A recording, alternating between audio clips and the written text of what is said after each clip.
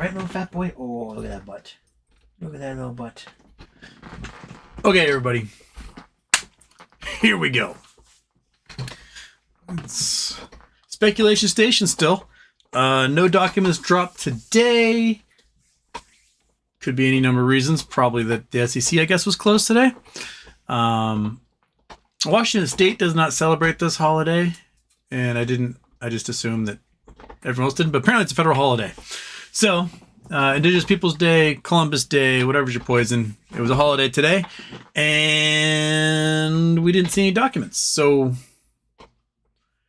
maybe at midnight, maybe tomorrow morning at 3 a.m., maybe next week. I have no idea. So, we are here to kind of ponder as to when and where we will see documents dropped. I mean, they got to drop something. They got to tell the SEC and everyone what they're doing. We are definitely on the hopium side that they're going to do something that involves giving us shares in this new company. But until we see something, it's all speculation. And here we are, just a speculating. Right, monkey? Speculating. Cat speculating. I'm speculating. We're just speculating. So,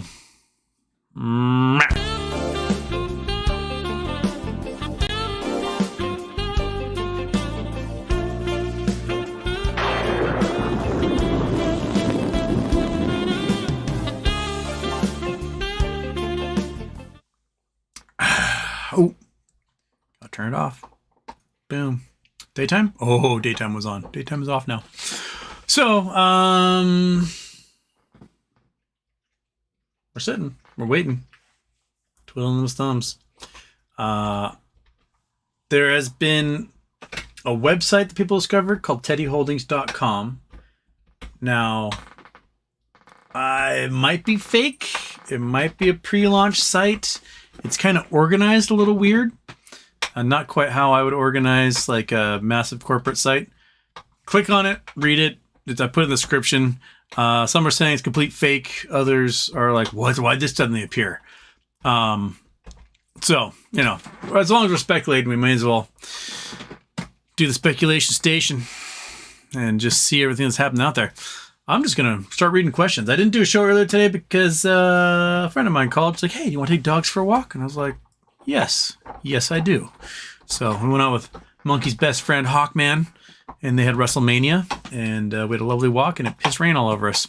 So here we are, post-walk, do an evening show, and person with no name first, person with no name Houston, happy Dirthbay, HDB. Person with no name, why was there so much GME volume at end of day yesterday with no real movement? Green 100K. My guess is that this has to do with the fact I was reading something that all the swaps that were made just before GameStop did their splividend a year and change ago ended this week. So we may see some big old push on GME price action this week as a result. Plus, OPEX is coming up, I think. So, person who pays attention to that is DDS and DDV, and he's in Australia. I have no idea. It's probably like lunchtime for him there.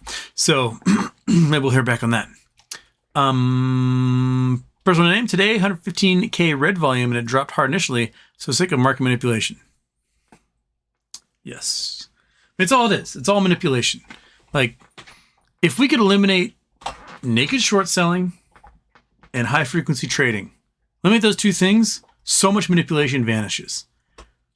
I know trading without commission is wonderful and everything, but if we put a time limit on how long you can own a share, or made a 1% transaction tax on every trade, both buyer and seller. You sell stock, you pay 1%. You buy stock, you pay 1%.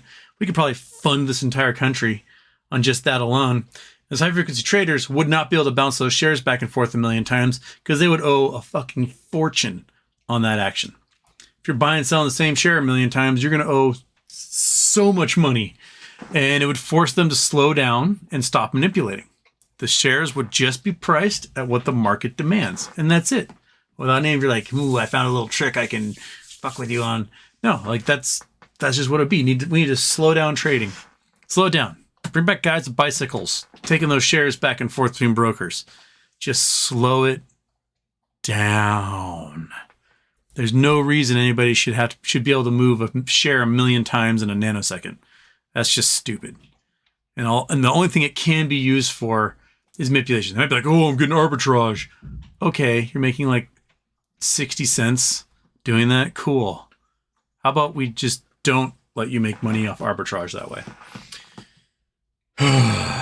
Okay.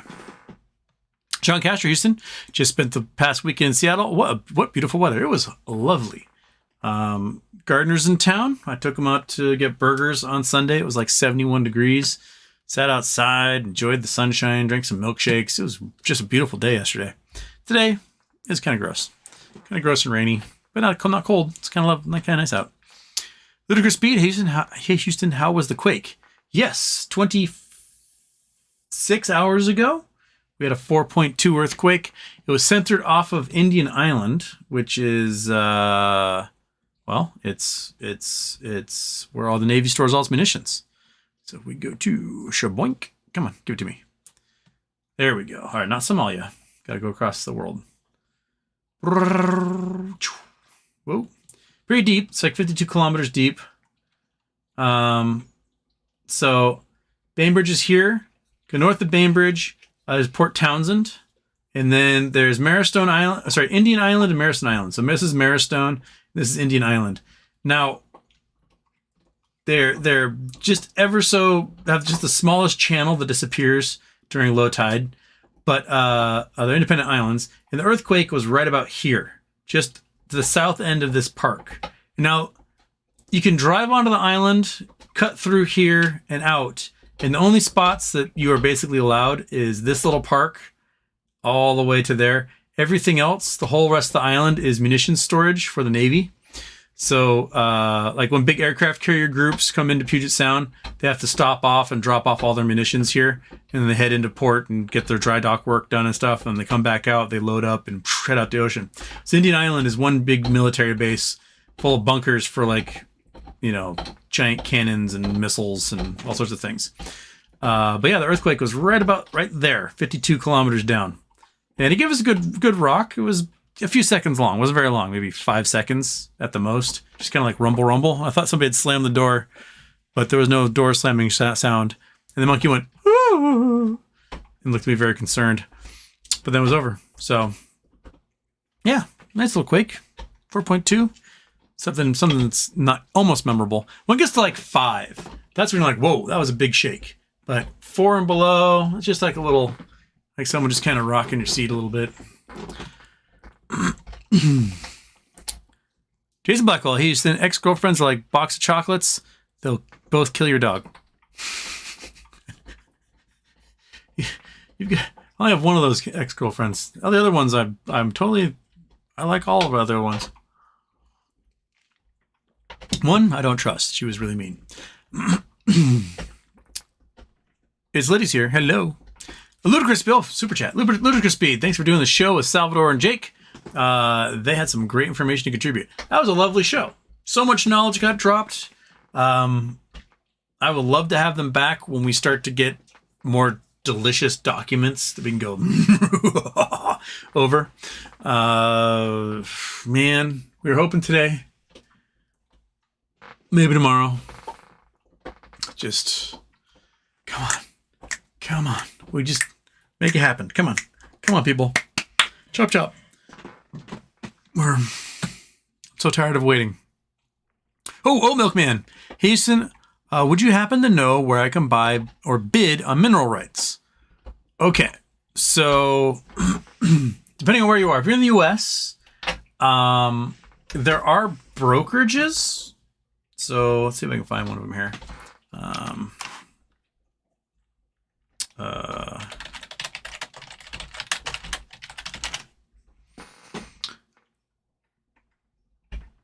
So Department of Land Information. This is like there's some brokers like, oh, you guys can't see what I'm doing because I did not show you what I'm doing. Okay, turn up Google Earth, Chrome, shaboing. and blank.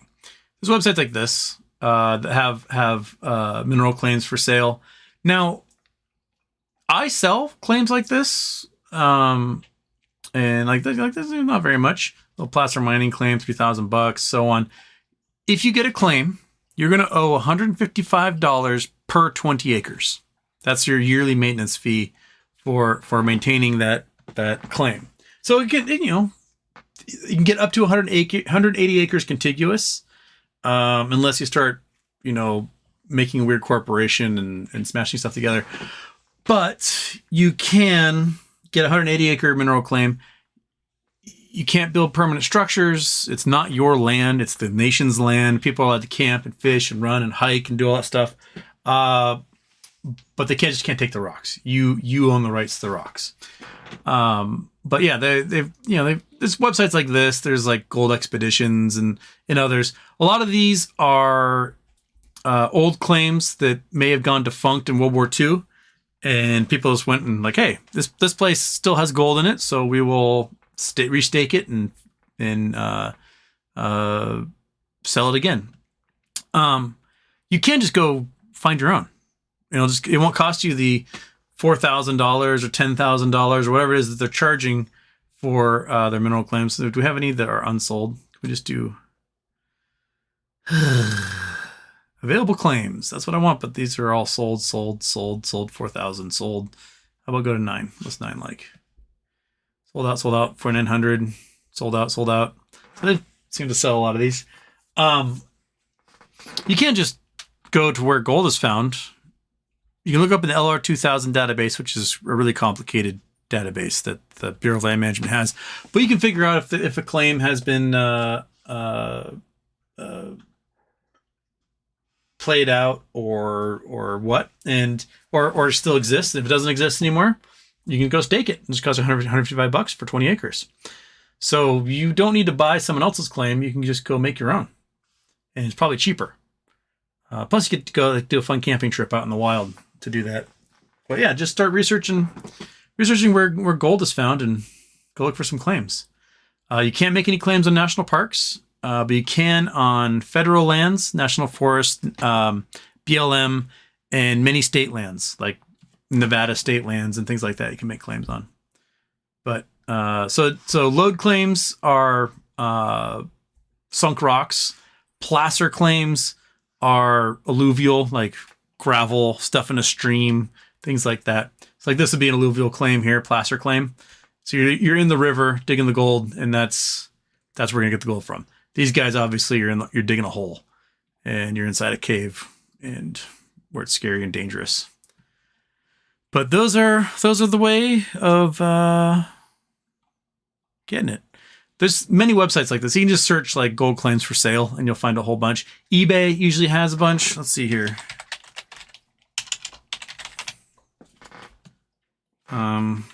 Gold claim. Yeah, here's some on eBay.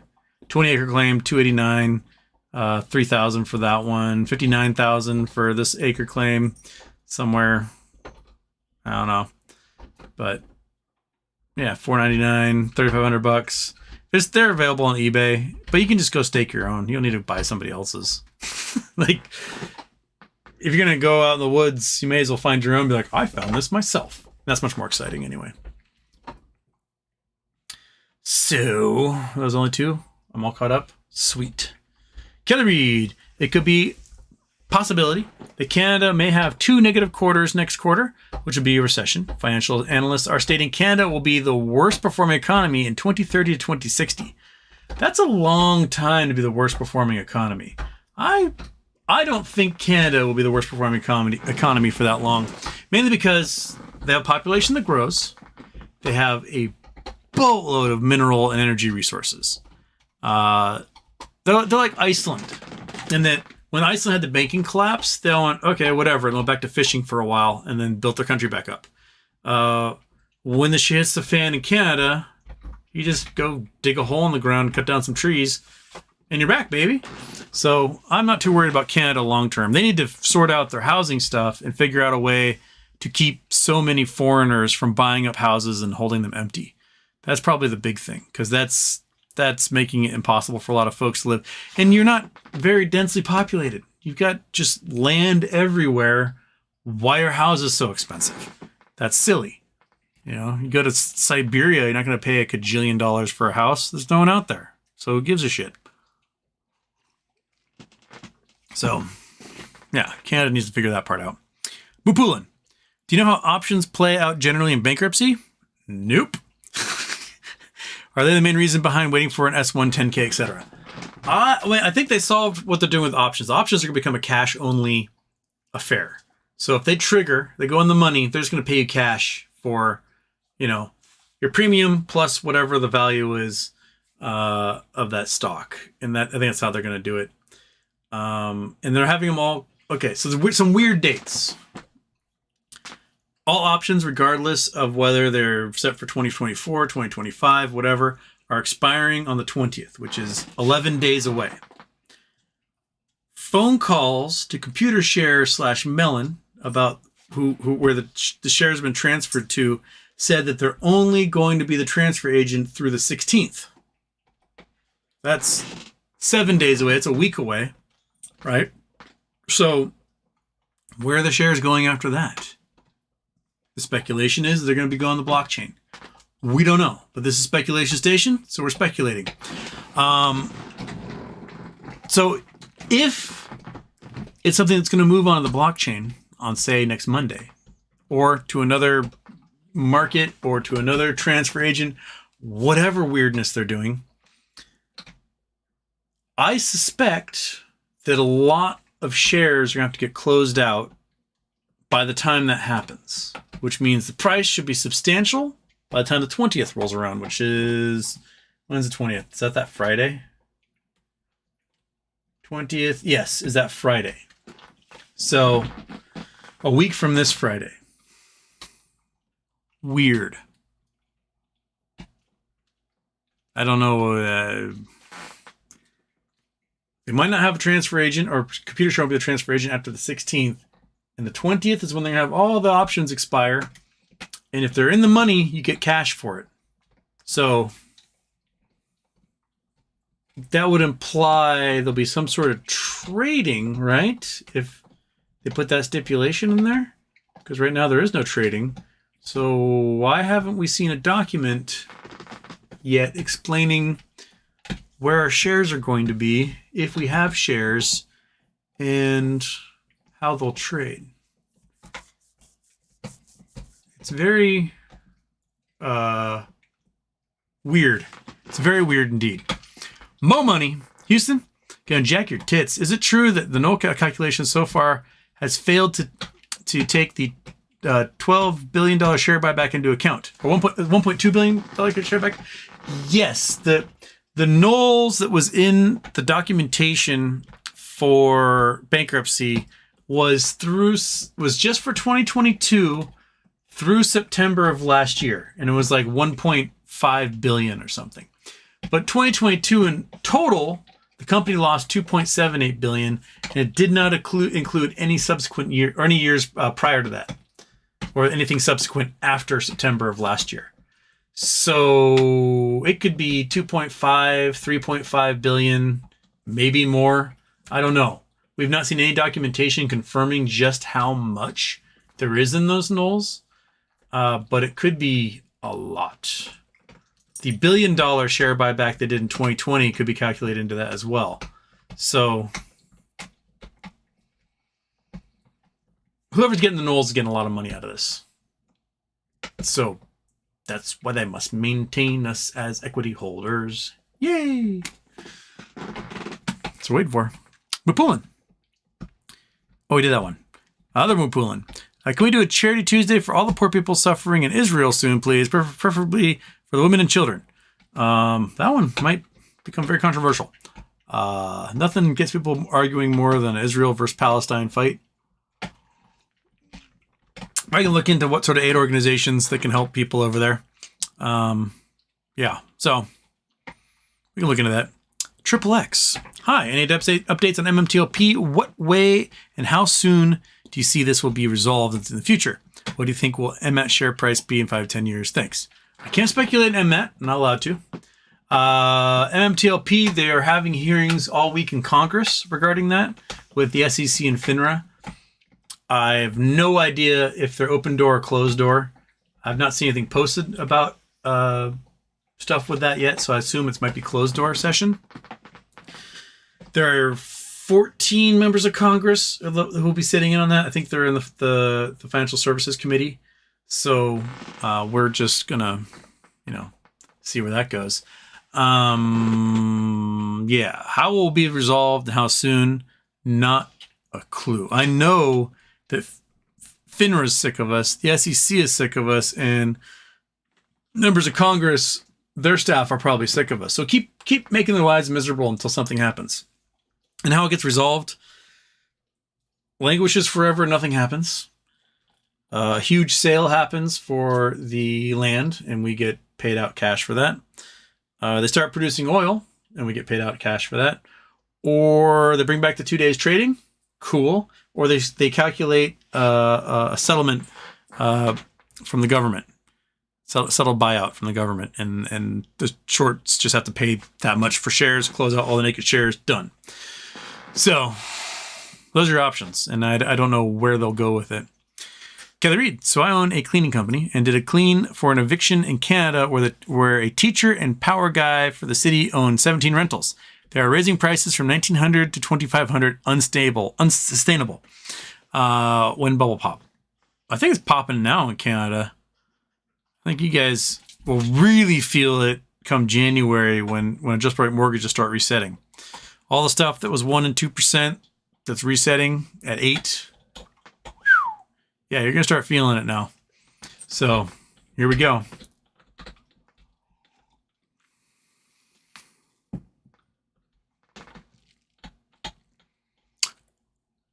Matt S., can you talk about the SEC 552 auction house rule? Ask people to contact Congress, and how about that Wells Fargo exec taking a swan dive in Delaware? Things are getting real. She's getting real. The weird thing about the Wells Fargo exec who jumped from the building was that it happened last January, but no one reported on it until like last week. That's weird. Like, why wasn't it news back in January? Why'd everyone wait 9 months to talk about a dude jump from the building? I don't understand that. SEC 552 auction house rule. I know nothing about that. SEC 552 auction house rule. Wink. Post petition effective security interest. That's Cornell law. What are they?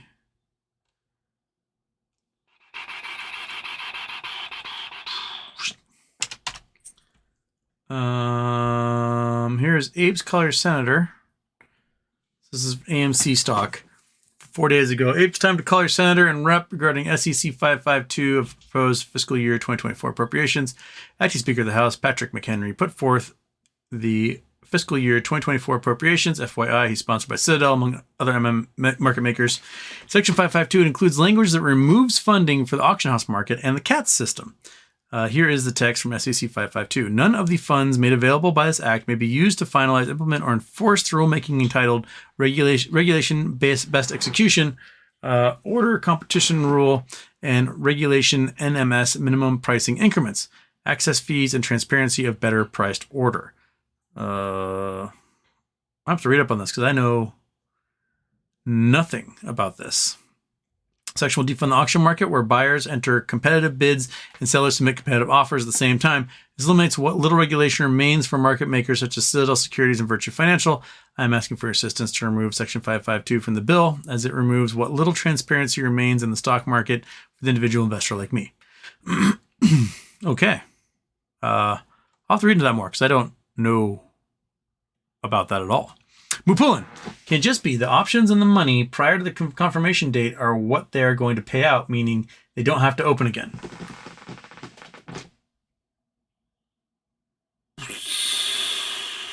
I mean, they wouldn't pay out anything then because the first strike price is 50 cents. So, I don't know. It's weird. I've never seen anything like this. Everything that's happening with this company is weird, and I've never seen it. I've never heard of any other companies doing things this way. You got me, man. You got me. The best we can do is speculate. And we won't know until some documents get filed what the hell is going on. We just don't know. We don't know at all. Antonio Baez is here. Scott Pullen. While markets today, nice to see some green on GME. It's still in my buy range, so maybe pick up some more this week. Excellent. Real estate in Canada is wild right now. Very. Yes. Justin G. Sup, Houston. Can you reiterate what the speculation on the options cash out October 24th was? Oh, we could talk about that. From what it sounds like is you won't be able to exercise for shares, but we will be able to exercise for a cash payout of the value of the option. So if the price on the stock goes to $2, then everyone who has $2, $1, $1.50, 50 cent options will be able to cash out for, however the Greeks get calculated. And if you have 50 cent, you probably get $150 or something if it's at $2. Now, that implies that there's going to be some trading before the 20th.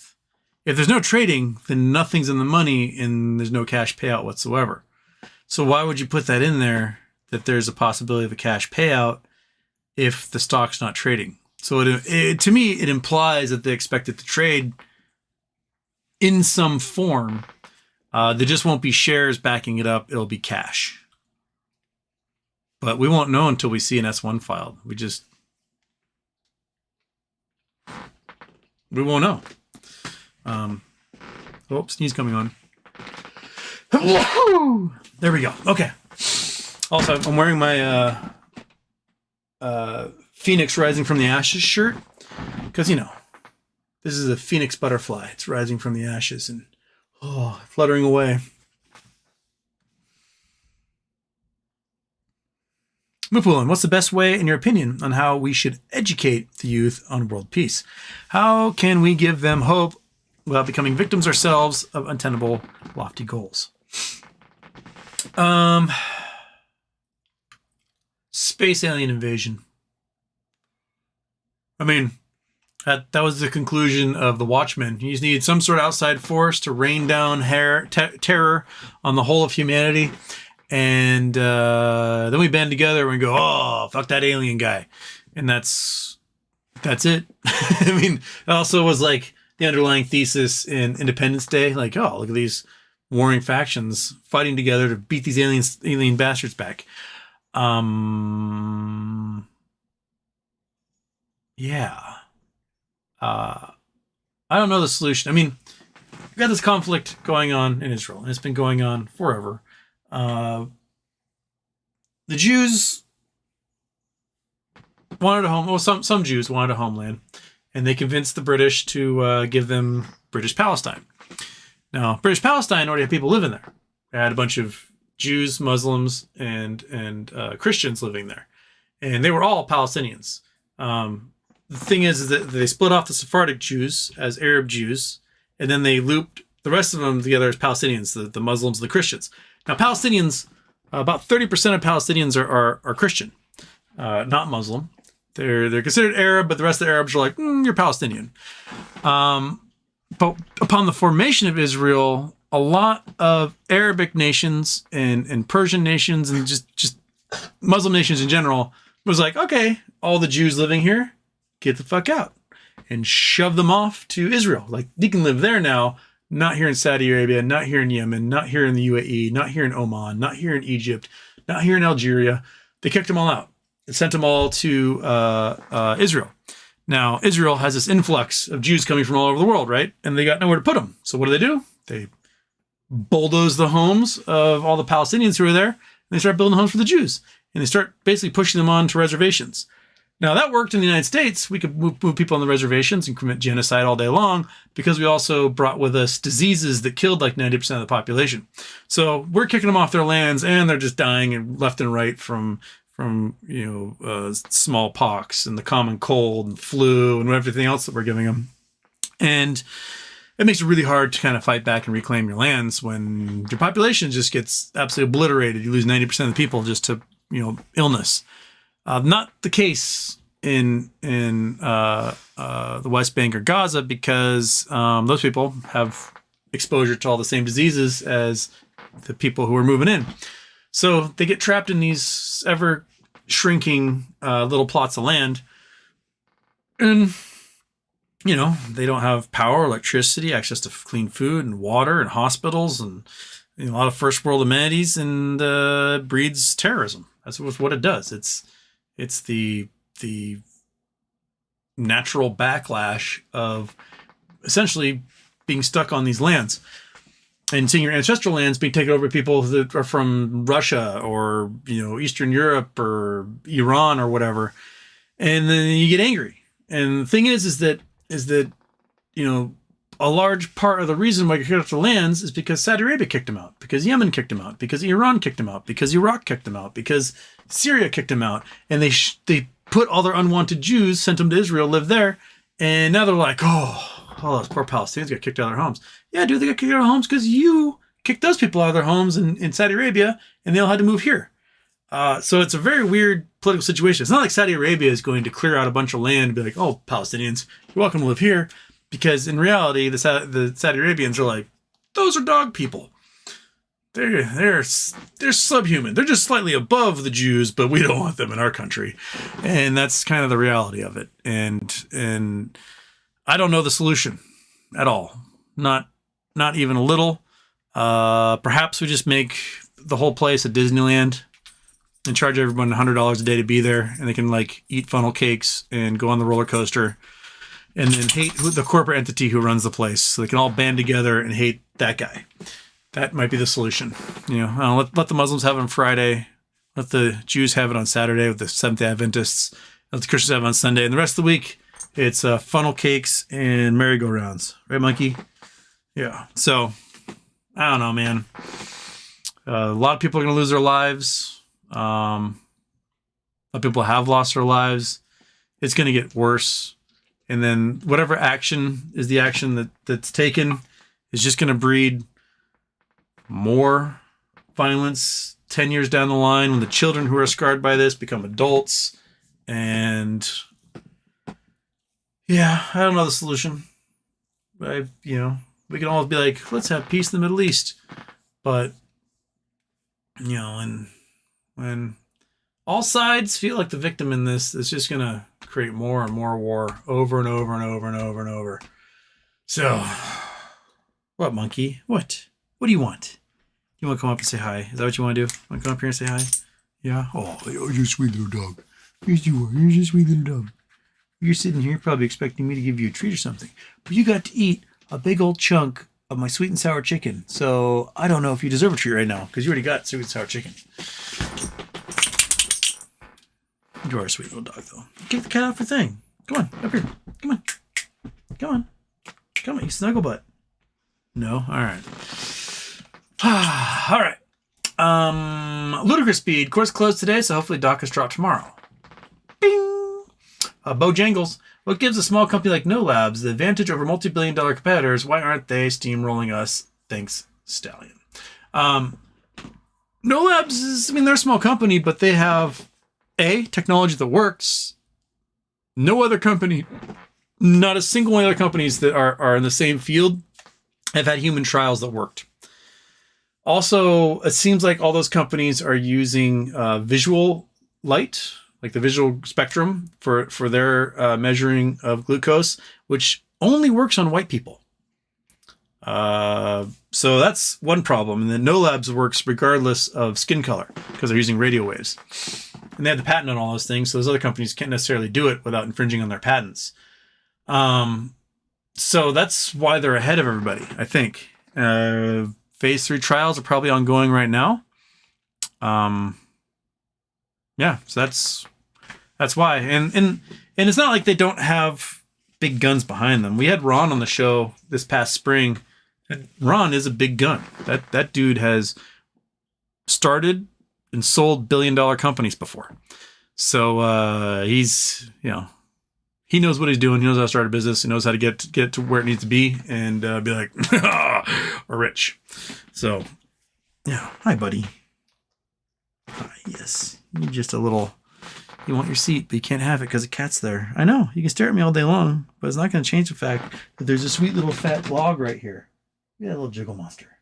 Like, oh, yes. Purr away, buddy. Oh, stretch it out. There you go. Yes. Oh, it's so good. SP. What's up, Houston? Why is there helium-3 on the moon but not on Earth? What's better than helium-3 on Earth? We don't have very much. We have about 25 pounds, I think, total of helium-3 on the entire planet that we've recovered. That's not enough to like do what we need to do. It's so valuable at that point that we are scared to use it for experimentation because it will disappear. The reason why we don't have helium-3 and the moon does is because we have an atmosphere. So all things that are liquid delineate according to densities, basically, and thermal activity. So if you're a helium atom blowing off the sun and you hit a whole bunch of oxygen and nitrogen that's denser than you, you can't sink through it. You just kind of bounce off and head back out into space. Just like if you have a children's party balloon full of helium and you let it go and it floats up, it floats up, floats up, floats up, gets into a less and less dense region of the atmosphere. Eventually the balloon pops. Punk! All the helium leaves that balloon, floats atop the atmosphere, and just gets blown away by solar winds. And the helium just disappears forever. Gone. Bon voyage. The moon has no atmosphere. These particles are ever so slightly electronically charged. They're ions. They're negatively charged. And when they hit the surface of the moon, there's no atmosphere passing through that they have to pass through, so nothing to bounce off of. And they hit that surface, and it sticks like a sock coming out of the dryer. It's negatively charged, sticks to that rock, and over the last 4.5 billion years, all the rock and dust of the moon has been collecting helium-3 coming off the sun the entire time. So that's why the moon has helium-3 and the Earth does not. What little helium-3 we have has come out of like, you know, the helium that was brought here when we first formed as a planet. So that's where all of our helium comes from anyway. It's like original material from when we formed as a planet that the Earth's kind of burping out. And we'll run out someday. We've made too many children's party balloons, and there won't be any more helium. We're just going to not have any more at some point, which is going to be a bummer because we need it for a lot of supercooling of very important scientific equipment. And we just fill like Bugs Bunny balloons and give them to kids, and they go, ha, and they watch it fly up into space, and then a piece of mylar floats back to the Earth and kills a Canada goose or something, and the helium disappears forever. So that is why we don't have any on the Earth. Okay.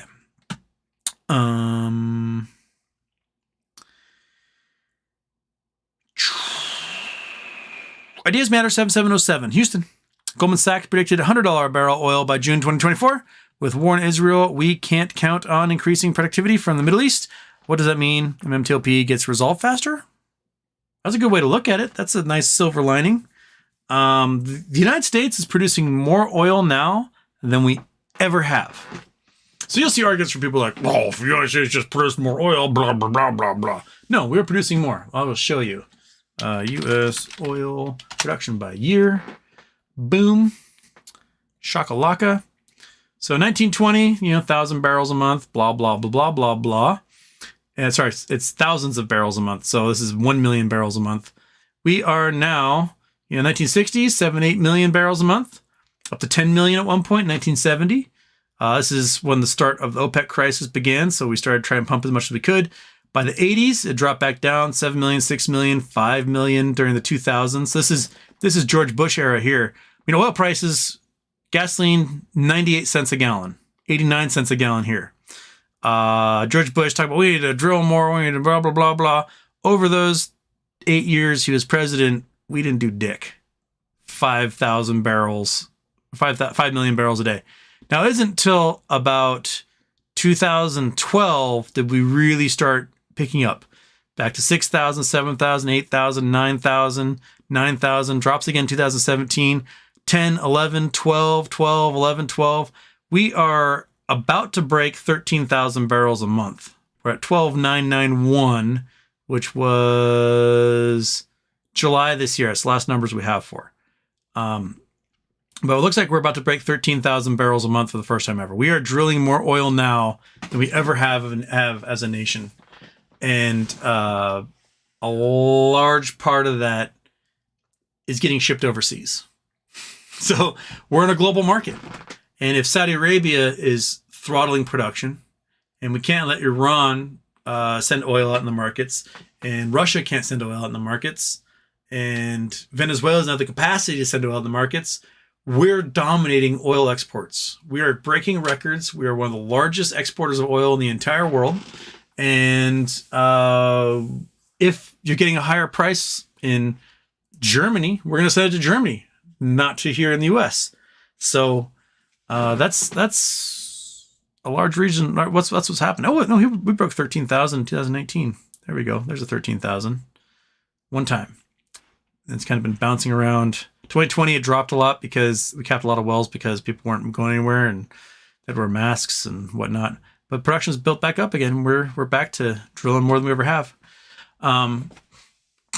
So yeah, that's where we are. It would be really good for us if the university lands where Next Bridge is located starts producing. And it looks like this drill site that they're doing now is going to be a production drill site. They aren't just drilling, measuring what's there and capping the well. They're going to start pumping and selling oil. They're like, you know what, fuck it. If we can't find a buyer, we may as well start making money off this oil field. And I think the wells that they have test welled could do like 50,000 barrels a month. So let's play the calculator game. All right, where are you, calculator? There you are. What's the price? Like $94? 94 times 50,000. So they can do $4 million a month off one well. 12 months a year. 56 million bucks. That's enough in a year to pay off all their debt and to start paying a dividend, really.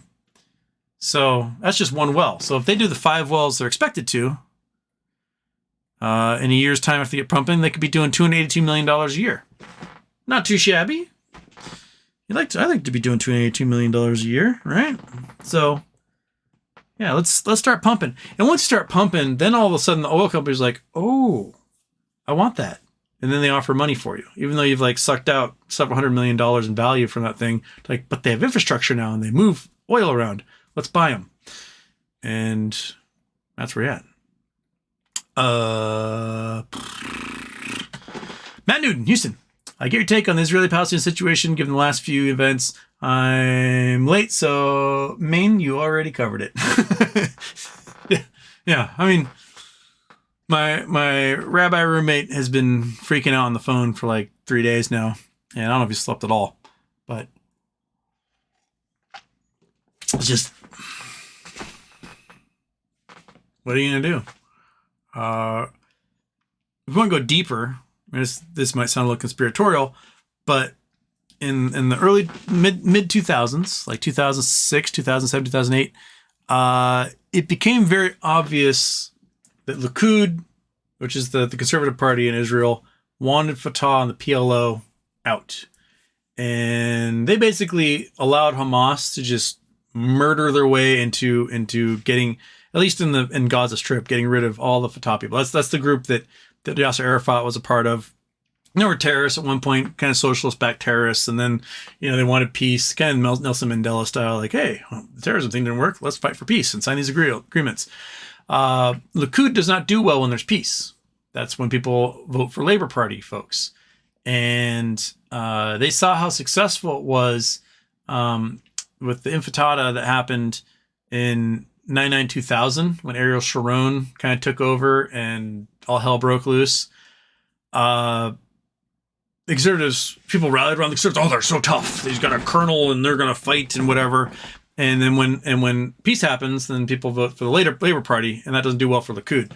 Hamas wanted power, and it seems like they struck a deal. Like, hey, Likud says to Hamas, you wipe out Fatah, we'll let you have all terrorism stuff you want, and you can be in power. And Hamas is like, okay. And it just seems to me like every single solitary time that Netanyahu is about to face political or legal consequences for his actions, because he's kind of a corrupt shitbag. Amazingly, a whole bunch of people start dying and rockets start flying and everyone has to like rally around. I don't know if you guys watch the news, but there were millions upon millions upon millions of protesters protesting against Netanyahu and Likud because they're trying to basically essentially cancel the courts, because the courts found him guilty for being a shitbag, being corrupt and taking money and bribes and stuff like that. And he's trying to change the court. He's trying to basically just wipe out the court as an independent body, and then he gets to be in charge of the court. If he's in charge of the court, well, they're not going to find him guilty.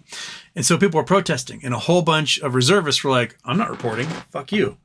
And until you drop this bill to overhaul the courts, you're not going to get me to like go for my reserve. You're not going to find enough pilots to fly. Well, all those reservists got called up now because they're at war. How convenient, right? I don't know. I'm very cynical about that entire region. And it seems to me that certain parties benefit from people dying, and I don't like that.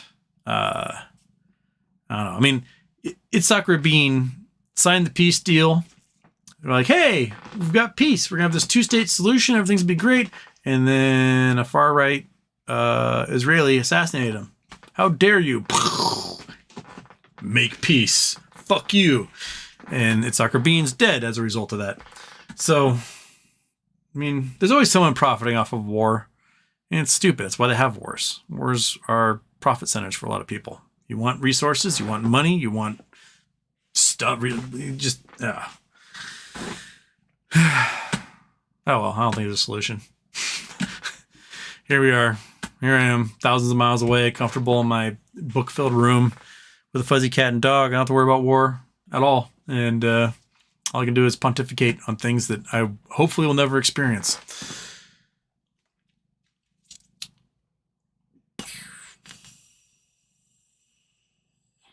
Where am I? Kelly Reed. This isn't between the left or the right. We are from the bottom. We're coming to the top.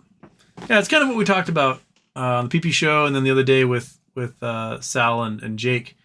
Like, the folks above us, so many of them have no idea what it's like to live like us. They don't know. They don't know what it's like to like have to hunt through the cushions for change to catch the bus. They don't know it's like skipping a meal throughout the day because you're like, well, I'm not going to make the end of the week and not be able to pay my rent. They don't know what it's like to, put $6 to $10 in gas in your tank because you don't have enough money to fill it up. They have no clue. And they know if they fuck up, they might come all the way down and have to live like us. Ew. I might as well jump out of an office building if that's the case.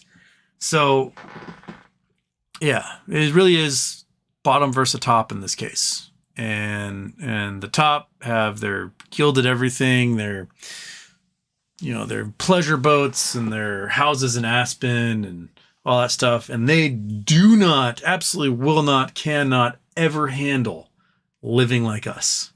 Ew. So we have nothing to lose. They have everything to lose. They might have to degrade themselves and live like a normal human being. Horrible. Disgusting, right, Kat? Yeah. Eating out of a bowl or something, like some sort of animal. Kelly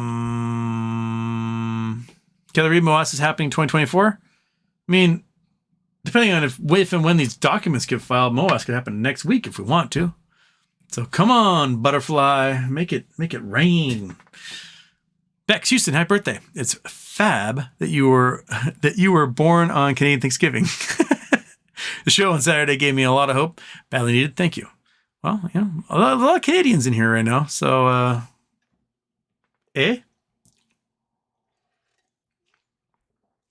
Whenever regarding MMTLP, I think they want to keep dragging it out. After 2 years, the trading data will be deleted unless Congress has it. Bing, bing, bing, bing, bing. And we're almost a year down. So they're going to keep trying to drag it out. So hopefully someone has printed this stuff out and we can see what's in it. Belgian whale, 6 a.m. Off to work. Okay. Hopefully you won't have to work much longer. Bojangles, this is the best podcast on the internet. Soon we party. Oh, man. Let's party. Let's party so hard. Cat, dog, you guys want to party? I need to train the cat to go on a leash, and then Monkey Butt and we can party in Vegas, and you guys can all meet Monkey Butt and Chalupa Batman. That'd be awesome, wouldn't it? Yeah? Wouldn't that be fantastic, Monkey? You want to go to Vegas? Last time you went to Vegas was when we exploded the tire, and we had to stay at that, what was it, like a Best Western? And we ate a bunch of food at that Greek restaurant, and then the guy gave you a whole pile of like shaved lamb. You loved it. It was like 115 degrees outside. But hey, eating outside at some fancy restaurant. He did have the best olive oil I think I've ever had in my life. So this is really good. Like, olive oil tastes like olive oil. And then he brought some out for me to dip my bread in, and I was like, this is different. I never tasted olive oil like this before. This is amazing. He's like, yes, my family has an island in Greece, and we grow it our own. I'm like, that's just fucking good olive oil. Anyway, that was your last time in Vegas when we were filming for the ill-fated treasure hunt that didn't work out. That sucked. Oh, well. If there's a MOASS, there will be another treasure hunt. And I'm going to make it so hard this time that none of you will have NSA cipher, code breakers trying to crack this thing. I'm going to make it so hard. So there. What? Why are you licking my fingers, you weird dog? Treetop. Are those space alien ships? I think so. Yeah, they're flashlights. They look like spaceships. Spaceship. Dan Harris, E-Trade changed QSIP to same as Fidelity. Are these broker-dealers lining up to sell shares under this rather than BBYQ? Can they do that? If not shares to close shorts, if not enough shares to close shorts, what happens then? Well, it's squeeze. They stripped the ticker. The ticker is gone, so it's just the QSIP number. If you call the broker and you're like, hey, broker, what's up with this QSIP number? They'll pretty much tell you, like, we don't know yet. We're waiting instructions from the company. So we're waiting for an S1 or something to tell us what's going on. And that's the best we have. We don't know. They don't know. Someone has to tell us from the company what's going to happen. And then we know. So those QSIP numbers are being held. And if they say, hey, we're going to distribute new shares to everyone who has those QSIP numbers. You have to close positions to do this. And then, there might be a ticker associated with it. It might be, butt. Who knows? A DKBT, dick butt. It could be any number of tickers that they put on that sucker. And those instructions would be like, hey, we're going to ask to go back to NASDAQ. Or, hey, we're going to blockchain this thing. Or, hey, we're going to split this into 10 different companies. You can get shares in each one.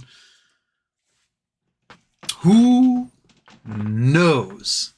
Not I. So, we'll see, man. We'll see.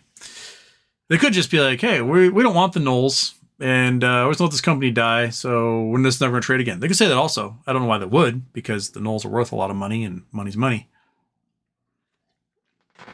So, you back up top? Yeah, you had enough time wandering around down there, being a weird cat. Welcome back, buddy.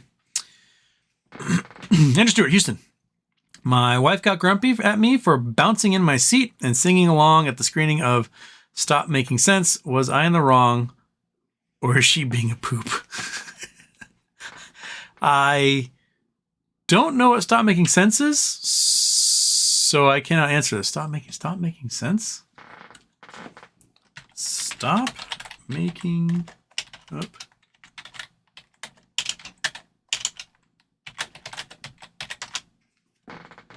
1984 film, documentary. Not making sense. American concert film featuring live performance by the American rock band Talking. Oh, it's a Talking Heads documentary. Oh, big suit. Blah, blah, blah, blah. No, your wife was wrong. Your wife was in the wrong. You were in the right. She was in the wrong.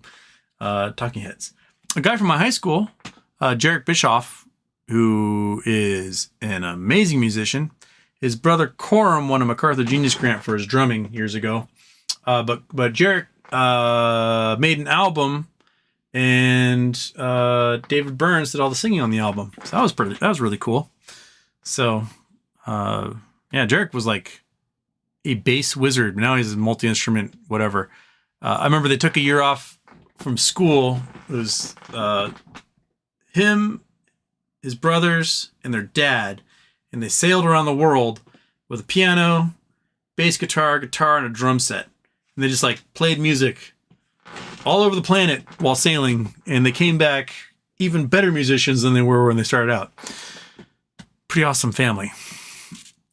Quorum's in, he's got a Emmy or Grammy winning band. Oh, what are they called? It's not Casper Baby Pants. That's the guys from The Presidents. It's another children's band, kind of like Tickle Toon Typhoon style. What were they called, Monkey? Not Casper Baby Pants. That'll come to me after the show's over. It's raining. It's raining really hard out there. That's what you're hearing. Okay. Peachy Sunday. Hi, huge stonk. How's the situation in Israel is happening without CIA or Mossad knowing? Seems highly improbable considering the amount of planning and logistics needed for such operation. Yeah. It seems like someone wanted to happen because they didn't want to have 4 million protesters demanding that he resign. That's just me. That's just my conspiracy theory self. Yanni, why does magnesium burn? It oxidizes. So it can pull it can burn hot enough that it can pull the oxygen like out of water molecules, and you do it that way.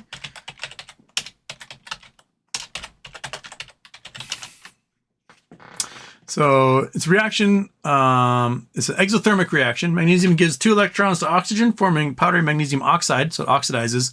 In the sequence shown here, a person places a piece of magnesium, metal, and alcohol stove flame and burns. It can burn underwater. It can burn when it's wet. Won't matter. It burns really, really, really hot. So my dad is he's a sailor. He's he captained Marilyn Monroe's boat. He sailed America's Cups, all sorts of stuff. He loves wooden boats. He wishes he could still have a wooden boat, but he's 87 and they take a lot of upkeep. But he loves building boats. He designed boats. He loves them. So when Port Townsend has a wooden boat festival, we go up there. And years ago, I must have been in high school. So you go up there for the Wooden Boat Festival and you walk around the marinas, and then on the streets, they've got vendors selling all sorts of things. You got, hot dogs, and then you got West Marine you can buy winches and other things. And there was a guy that was doing demonstrations trying to sell magnesium chunks for people to like start fires and stuff.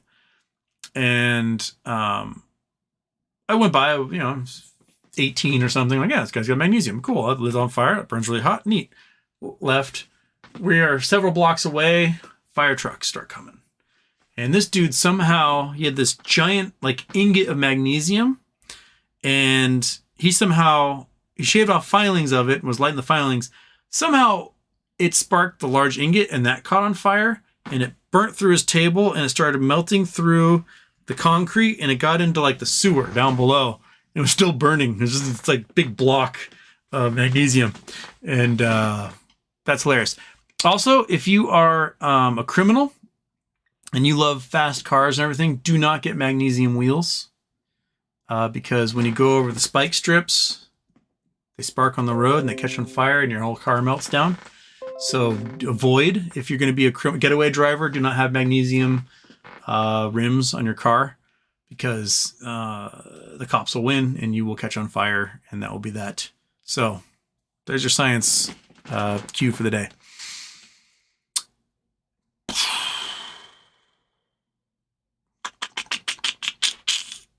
SJ, any document drop? Not that I see. We can check because it's past midnight on the East Coast. So let's scroll it. Oh, there's scroll. I've got scroll right here. Boom. Refresh. Nothing new yet. Last drop was on Saturday while we were doing the show with the boys.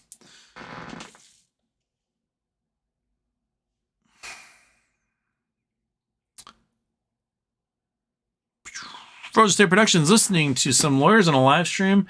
They think the MTLP bad guys are pushing hard to get settlements in place so they don't have to disclose who they are, and open to settle at my price.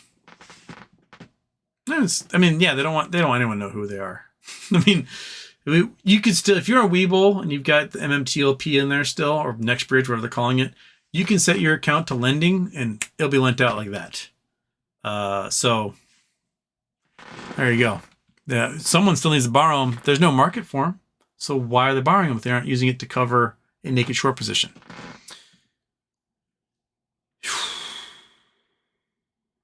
First Day Productions. How many Houston opening sequences tonight? Only one. Hey, it's 10:30. I'm an hour behind. I'm flying to the start of the show. Yes. Okay. Conchino Bomboy? Live with Houston. Did I say that right? Bomboye? Bamboye? Christopher Stedman, how's Houston? Regarding BBYQ, DRS or not to DRS? As you know me, I'm fairly indifferent to DRSing. I think if you're in a European brokerage, especially, you may want to DRS because the Europeans were like, we're going to start just closing out positions come October, whatever.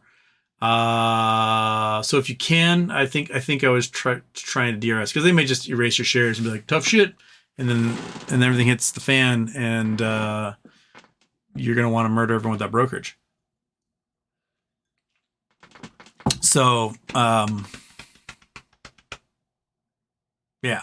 Here, maybe if you're in a trading app and not a big brokerage, I would think about it. If you're in a big brokerage like Fidelity, you're probably okay. I wouldn't worry about it too much. The cheese, yes, Daddy, rub that beard. First Day Production. Is it true the government has printed $16 trillion the past 22 months? Bigum's had a live stream today with lots of good info. That much in the last 22 months? I would say probably that much in the last 3 years, 3.5 years. We printed more money in 2020 than I think we had ever. Like in our history, we printed more money in that year during COVID. So I don't know if it's been $16 trillion. We're trying to limit how much money we print, specifically because we've got inflation going on. But we do have the Plunge Protection Team. The Plunge Protection Team has bought up $8 trillion in securities. Where'd that money come from? From our printing press. I don't know. I'll have to check out how much is actually printed in the past 22 months. But I won't doubt if that number was since, March 2020, that would make sense to me. Christopher Stedman's also in Oahu. Fantastic. Honolulu. Rulerzod Alexi Channel. GME MOASS greater than Butterfly Q MOASS. I think Butterfly Q triggers GME MOASS at this point. That's what I'm thinking. Jay Geyser. I'm looking to buy G-America BBYQ Butterfly when it's announced. Any guess day one what price would be like?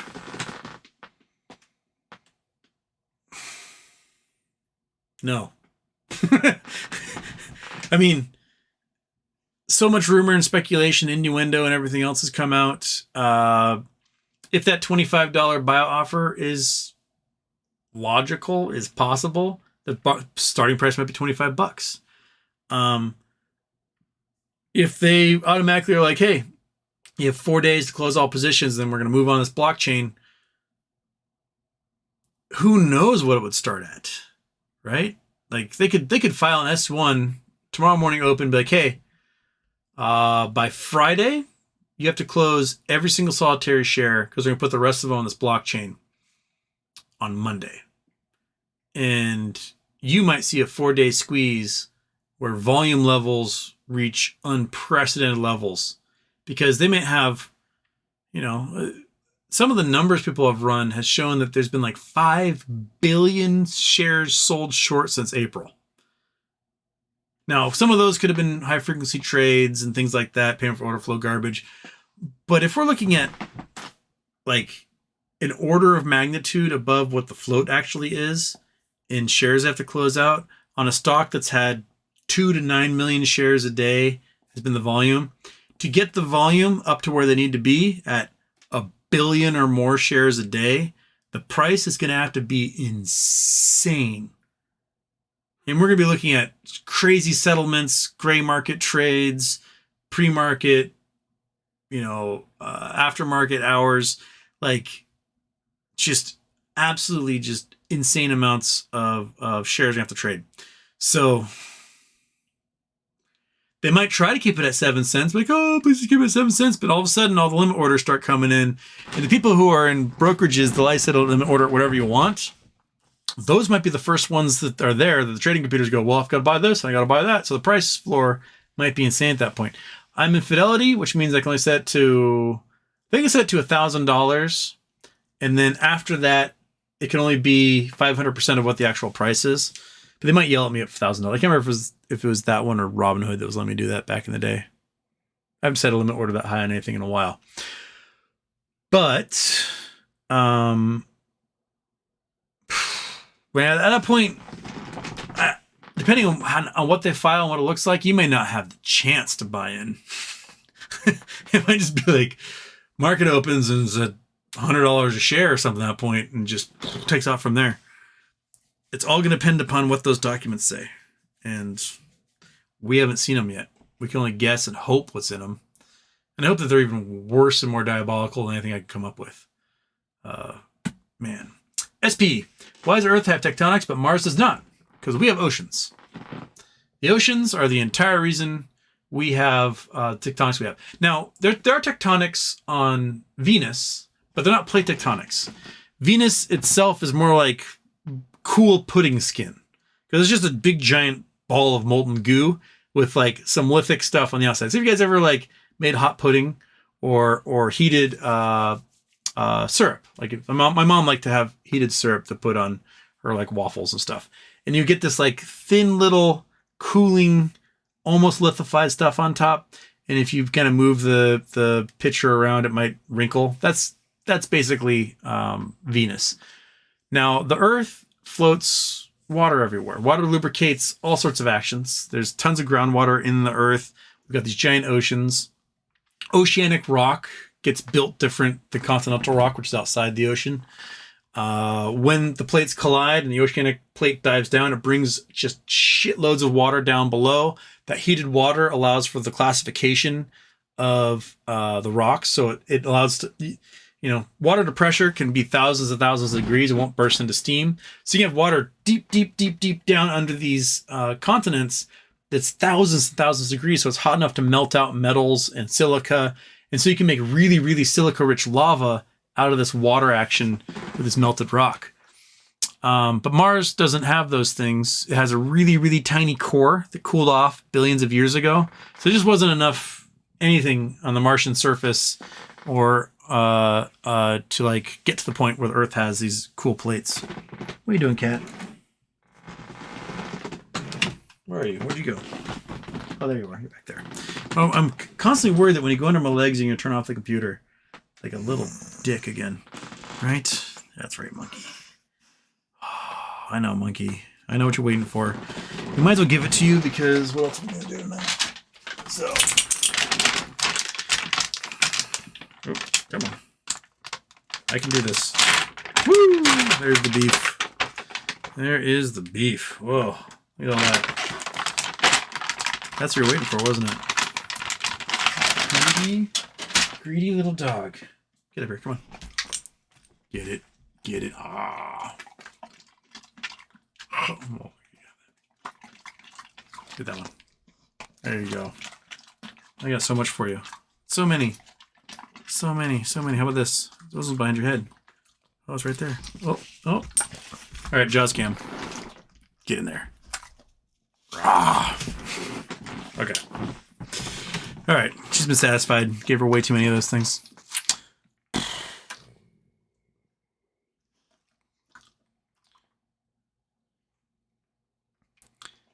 Luke Alexander Houston, you have the shills all over Reddit on meltdown mode to the point they're making entire posts saying how wrong about BBY you are. Keep it up. I love seeing them cry. They do. They love that now. They're like, oh, look at this post you made. So,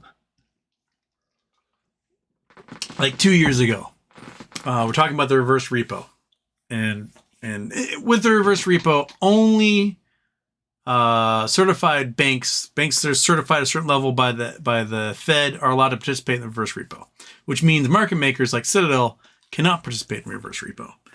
And so Citadel cannot participate in reverse repo ever. No market maker can, only banks. Reverse repo, only banks, not Citadel. And I cracked the joke that the reason why they weren't allowed was because they were naked shorting federal treasuries. These dudes lost their fucking mind. They were like, no, that's not all the reason why. And they made all these posts like 2 years ago. Here's some ways, he doesn't know what he's talking about.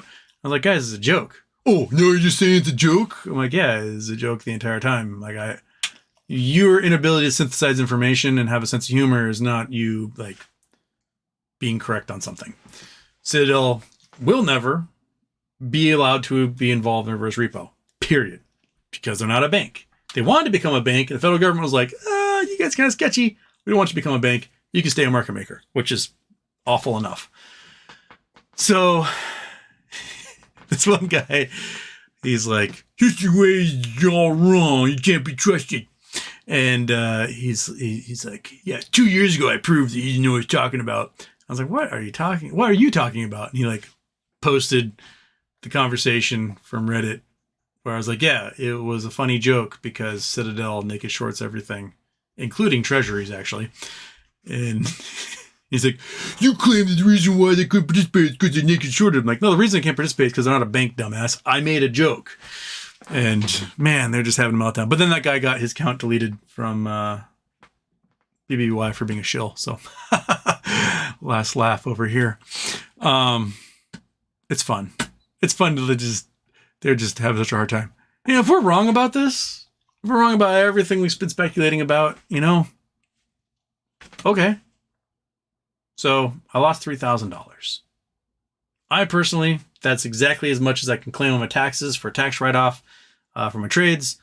I'm sure that people have like leveraged their homes and stuff. They will be much more in a much rougher spot than I'd be, but that's something I would never suggest you do. If you are mortgaging your house for a stock play, you need to go to Gamblers Anonymous and talk about the problems you had in your childhood and why you like what medications you're on that allows you to take risks like that. I can't help that for you. But if we're right about this, holy shit, lotto time. And I'm okay with that. I'm okay with that risk reward in this situation. And hopefully those of you in this play are also okay with that risk and reward. If we're wrong, we're wrong. Our lives will not change in any way, shape, or form. I will still be in this house. I will still eat way too many ramen noodles. I will still drive a shit box. And I'll still have a cool dog and a very fuzzy fat cat. And my life will not change in any way, shape, or form. If I'm right about this, they will be living in this house. And I will be living in their house. So, yay! All of the waterfront dock and the mansion and the pool full of models and, go skiing in Aspen and Monkey Butt will have a beautiful ski suit and yeah, right. I'll be right. Yeah, you will. And then, beachfront mansion in Maui, stuff like that. That's what could be on the other side for us. Just hope it doesn't turn us into the assholes. But, we'll have the chance to.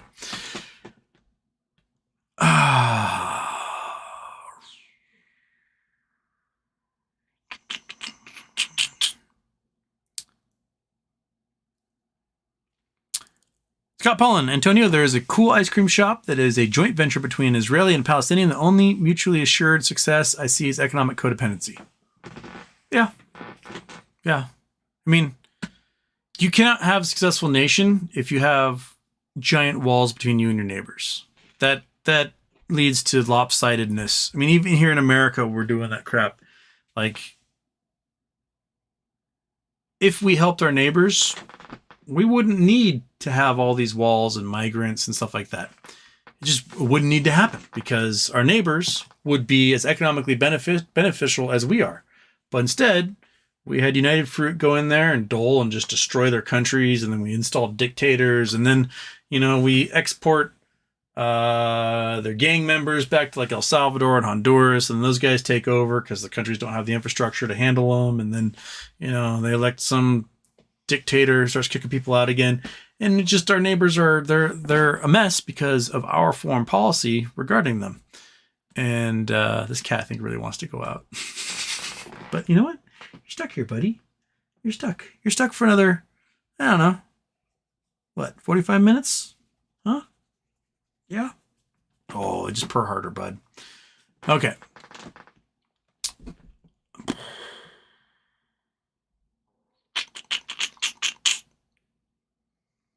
Kevin Ronan, so much FUD screaming so loud. The end is near. Right, monkey?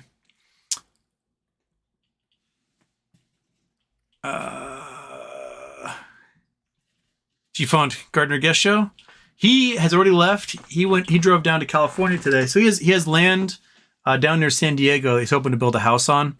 And he's not been there in like a year. And the grass is like this tall. And his neighbors are like, you get down here, you cut that grass because it's fire season. So he's heading down there to go cut the grass in like a hurry. He might be back up here, but he hates rain. And then we're about to enter the shitty rainy season. So he may be down in California for a while. So we'll see. We'll see when he comes back. He'll be back up probably for like Thanksgiving or Christmas or something. But he needs to finish his cabin. That's what he needs to do. And he's been talking about, I need to finish my cabin. But his entire life is like packed into shelves in the cabin. There's no room to work on the cabin. So, yeah. We'll see what he gets done. Ruler's Odd, Legacy Channel. My question is, if the PP crowd think GME is acquiring BBYQ, why do they turn their nose up at buying GME? They do? I don't pay attention to any of that. I think it's all going to rocket. I think if you've got a stock that Ryan Cohen's playing with, his other stocks he's related to are also going to, and everything that's in that XTF basket is also going to as well. So I think it's all going to rocket. I think you could have shares in a weird company that made mason jars and went bankrupt 25 years ago. It might rocket as well. So like the everything short. That's what this is. They shorted everything, and everything they're short on is going to have to get closed out if this goes to prices like we think it can. Dan Harris, do a special charge on everyone but retail traders on dark pool trading. That alone would solve the problem. Use the funds for infrastructure repair across the entire country or something else. Yeah. You want to put shares to a dark pool, there's a 50% tax on it. I'm okay with that. So, Javier, good evening, Houston. I've been play straddled on the SPY the past few days. They both calls and puts have been making me a profit. Going to keep up with the strategy until CPI and go put heavy. Layoffs are about to happen. And a lot, but we added 300 and something thousand jobs in September, which everyone's like, well, that's surprising. But in one of the threads I was under, and I can't remember if it was on the BBY board or the PP board, but someone said, oh yeah, like I got a layoff notice. I'm getting laid off on the 15th or whatever. And someone else was like, yeah, I got a laid off notice as well. And then this thread became like dozens upon dozens of people, different industries, different states, all over North America, all talking about how they got layoff notices. Their job's going to be over at some point this month. So I think things are about to turn. I have not seen threads like that in a while, where that many people were like, yeah, I'm going to be out of a job. They'll lay everyone off. Like that quite some time. So, hey, monkey butt, get up here. Come on. Get up here. Come on. Get up there. You get the bed now. See? You didn't stare at me anymore. Yeah, look at that. Look at that dog.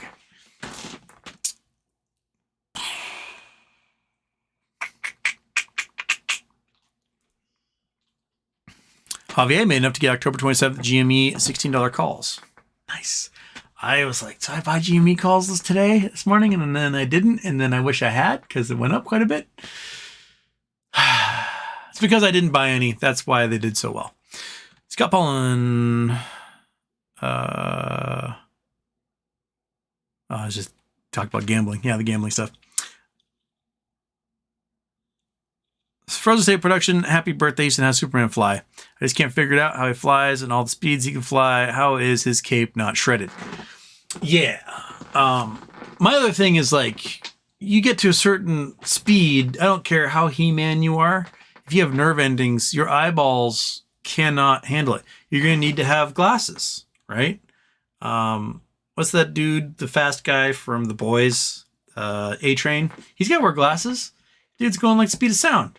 You cannot have your ocular nerves whoop-ah, smacked with that much air. You'll go blind. How Superman flies, I'm not entirely sure. Maybe he has some sort of electron propulsion system inside of his body. Maybe he can manipulate the entire universe around his body. So he's not actually flying. He's just moving the universe around and he's staying in one spot. Yeah. Without propulsion, thrust, lift, I you just gotta accept how it is. The physics behind it does not make any sense to me. The same way that, like, certain ships in Star Wars manage to float above the ground without anything keeping it aloft. Just kind of, the thrust goes this way, but then what's keeping it from the ground? Like, why is it acting like bouncing over the soil when there's no wheels or shocks or anything like that stuff? But there's no visible thrusters keeping it up there. You got me. I don't know how it works. Dan Harris, I plan to invest a ton of tendies in precious metals to get out of cash. Gold, silver, platinum, and palladium are my targets. Your thoughts? Go for it. I mean, they'll hold their value for a period of time. You know, they'll probably peak a year or two into a big recession and then, you know, slowly taper off, but maintain a high that's above the pre-recession. So that's, can't go wrong. I don't think you'll have significant growth out of it, but it will hold its value. That makes sense?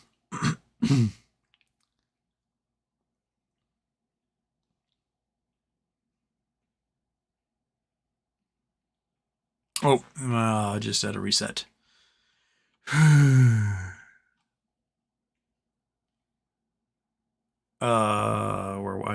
Okay. Superman fly question. Okay, we're back to there. Robert Pierpoint, Crane Naval Warfare Center, or they call it Naval Support Center, now is near me here in Indiana, nowhere near an ocean. Tons and tons of bunkers for ammo storage, and we got, ooh boy, that's what we love. We got coordinates. Let's check your place out. Copy. Scene. Come on, scene. Google Earth, Japan. Okay. Blink. Blink. Bonk, bonk, bonk. Let's go, man. Take me to Indiana. Shaboom. Okay, looks like, yeah, we got bunkers. There's 2 bunkers right there. Got some bunkers over here. Got some bunkers over there. Looks like the little roads they make for the bunkers look like the type of roads you get in a housing development. Look at all these things. There's a cemetery here. So there's probably a ghost town. That's what sucker was made on top of. So they have a bunker on top of an old cemetery. How creepy was that to be the dude making that thing? What's this guy? This looks like a disposal site. This might be disposal of munitions. This looks like some burn containers, and that looks like a burn container. So this looks like a site where they're disposing of old munitions. There's some forklifts. Okay, so we got this place is huge. Look at this. Look at all these bunkers. How big is this? So Crane, all the way down here. Trandy Springs, Sleepy Hollow Cemetery. Cemetery. So there's all sorts of towns in here. Boggs Creek Cemetery. It's got 1, 2, 3, 4, 5, at least. And then there's one up here, 6, 7, 8, 9.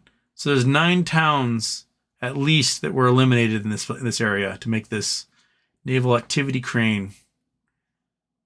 Huh? How big are you? Oh, no, but oops, wrong button. You are from this corner all the way to this corner 16 miles, 15 and a half miles from corner to corner. That's huge. And there's a reservoir. There's a Crane Dam right there. Greenwood Lake. No one gets to entertain in that lake because, well, it's a recreation marina. So maybe Navy people get to play in there. The rest of you, not so much. What's this whole facility? Crane Credit Unions, this is the main base. Crane Army Ammunition, so not just the Navy is here. 38, so they've got like the commissary. There's another cemetery. Interesting. Interesting. What a neat little place that is. So where are you in Indiana in relation to everything else? Oh, you're way down here. Holy smokes. Huh. What a weird little spot. That's right, Kat. What a weird little spot. Cool. I never knew about that place. Thank you. Thank you, Robert Pierpoint. Come on. There we go.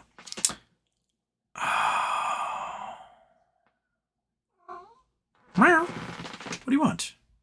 What do you want? You want to go outside? You want to go out the door? You come back. You're going to come back 10 minutes later, meowing to come in. I know you will. So get out of here. It's okay, monkey.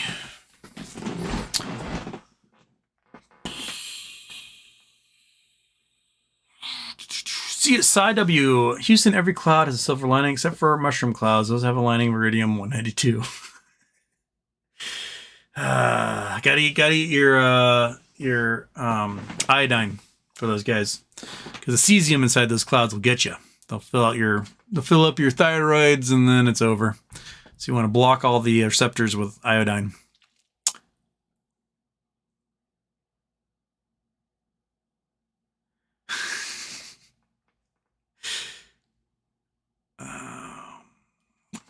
Oh, Milkman, thanks, buddy. I appreciate the insight. I've been buying time to dig at private mines, and I thought it might be easier to bid on some rights. Right now, I'm looking for fluoride in Southern Illinois. Ooh, yeah. You're going to have a harder time in the eastern part of the country. It's easier Rocky Mountains west because there's so much public land. Most everything is privately owned on that side of the country, so it's a lot harder to go mineral hunting because it's owned by somebody. They own the mineral rights or whatever. So you have to get permission, and usually it's mines owned by someone they got to go to. On the west side of the country, you can just wander around the desert and the trees and go look for things, and no one cares. So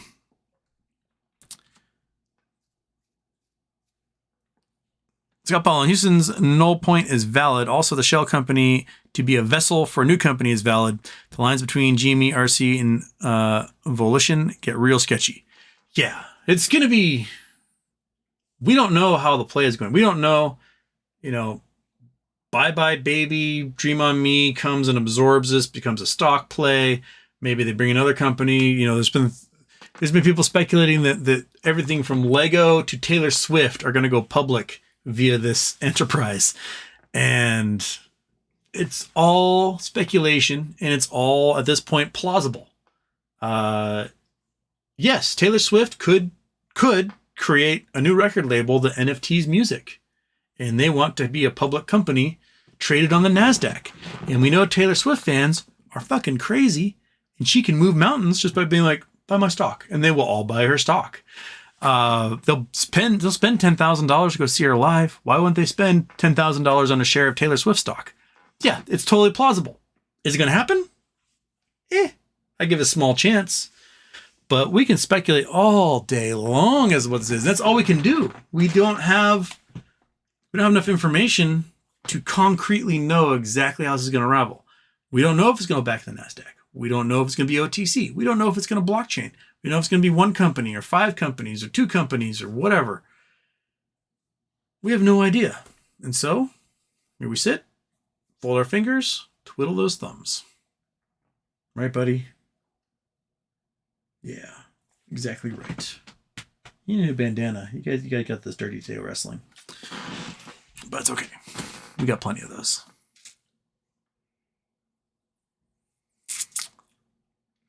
The Rock. Why are some cars made with speed limits way above the average global speed limit? Because speeding is fun. That's why. That's the entire reason. And if cars with the speed limit, cops will have a reason to pull you over. So there you go. It makes their job more fun as well.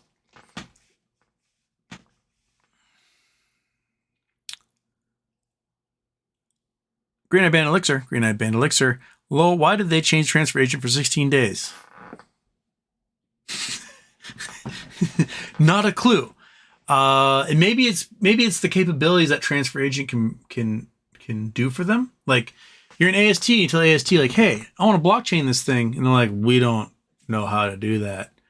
And you call computer share, like, hey, computer share, can you blockchain or help transfer things to a blockchain? And they're like, yeah, we got that technology. I don't know. So maybe this AST, we're going to move this all to computer share. So AST is like, we don't give a shit, whatever. Boop, all sent to computer share. And then computer share is like, all right, it's going to sit here until that date. You want to blockchain everything, and then it's going to blockchain on the 16th. I don't know. But it's weird. It's very weird that they would be telling people like, oh yeah, we're only going to be the transfer agent for a few days. That's just strange. That's very, very strange.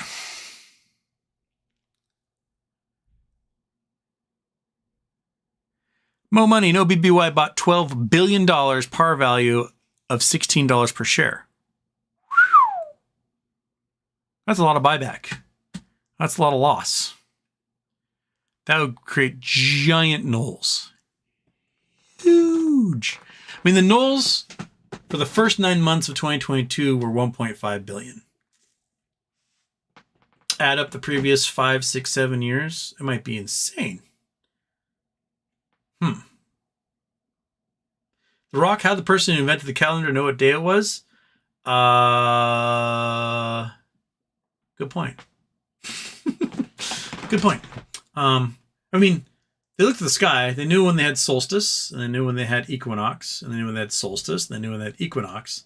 They knew when the moon would be full at different times. So they had a vague idea of like what day a season started. Now, our calendar is a little messed up because they also calculated how many days there were in a year wrong. The European, Mediterranean, Arabics thought it was 360 days in a year. It's 365 and a quarter. The Mayans had it right. They did 365 days and some change. Other cultures had it right, but that's not the calendar that became dominant. We didn't use the Mayan calendar because that whole region was using base 60 math, which is just silly. We use base 10 because we have 10 fingers and 10 toes. It makes it easy to count on our hands, and that's where we invented counting. So doing base 60 crap just was not going to fly for the rest of the planet. And Arabic numerals end up being the easiest ones to transcribe. So every other culture has adopted Arabic numerals since then. Doesn't matter if you speak German, English, Arabic, Hindi, Japanese, you're all using Arabic numerals for numbers. They're just the easiest, simplest way to do numbers. And it is the probably only true universal language that we have as a species. Anyway, things like a circle became 360 degrees because Arabic cultures preserved math knowledge for the 1,000 years that people in Europe were dying from preventable diseases and being illiterate goons, because the calendar was 360 days. And so they'd have like leap months and crap in there to organize everything. But then we eventually got to a 365-day calendar. We used to also have 10 months in a year. And then I think it was Augustus made a month after himself and a month honoring Julius Caesar. So we had August for Augustus and July for Julius Caesar. And that pushed everything the other way. So October, Oct 8, was supposed to be the 8th month of the year. November, 9, that was supposed to be the 9th month of the year. December, Deca, that was supposed to be the 10th month of the year. But because we threw these 2 months in the summer, and we had to make all the months a little bit shorter as a result, there you go. There's your 12 months a year. But with the zodiac, there was also 13 months in the zodiac because there's 13 lunar cycles throughout a year. But 13 is an unlucky number, so they decided to like delete Ophiuchus, and they just removed that as a zodiac sign some time ago. And like, yeah, there's 12. And we just ignore an entire constellation of the zodiac because 13 was unlucky, which seems like the weirdest thing in the entire world. And so all these astrologers who are counting everyone's, mystical whatevers, A, those aren't your actual signs. B, everything's all fucked up because of precession versus axis. So like, if I were, say, Gemini, right? You'd actually have to calculate 6 weeks back from that point, and you're actually a Taurus. So, because the Earth precesses, it wobbles every 26,000 years, makes one wobble on its axis, and it changes what stars are behind what a sign. So your sign, your birth sign, Cancer, Aquarius, Taurus, whatever, is where the sun is in the sky and what constellation would be behind it. So it's the opposite of what you can see at night. And that's your sign. Well, everything shifted by 6 weeks. So just look at what sign is 6 weeks older than your birth date, and that's your actual birth sign. But astrologers don't know these things because they don't know any astrophysics. And so they're just going to be like, well, where is they born and what time? And you're going to have all these, it's all bullshit. The stars do not have any sway over who you are. How awesome or shitty your parents are, that has sway. You know, if you grew up in poverty or wealth, that has sway. If you were born with any chemical imbalances in your brain, that can have sway as well. But some stupid hydrogen burning sphere thousands of light years from here, nah, that has no sway. None whatsoever. 654. I can't fathom the amount of money it's going to take to cover MOASS. How can this be even paid out? How would the world react to such an event? The world would freak the fuck out. They would honestly be like, what is going on? But yeah, it's going to take a lot of money. There is so much liability on this planet. I'm surprised anyone has made money. You look into the warehouses, the clearing warehouses that we have. There's like $600 trillion in derivatives that someone owes money on. How did we even get to those numbers? Right? Just. Walt the man in the middle. Hello, Curry. Who is the lesser evil, Uber or Lyft? I would say Lyft is slightly less evil. The guy from Uber, he seems, the head of Uber just, he's Bond villain-esque. He's a very weird dude, the guy that founded Uber. Also, for me, like, Uber has never picked me up. Ever. I just delete them from my phone because I would set appointment and be like, okay, we're looking for cars. And no car would be like, yo, we're going to get them. With Lyft, they'd get me. So I used Lyft. But now, I just do a taxi. Taxi's cheaper. At least in Seattle.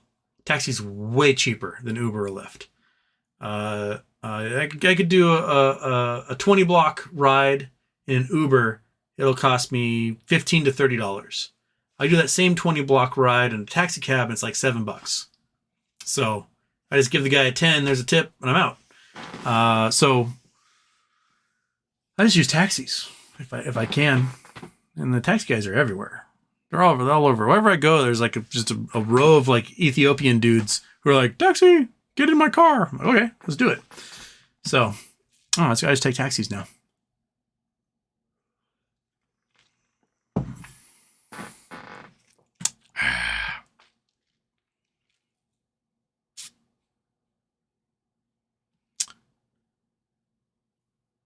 BJK031.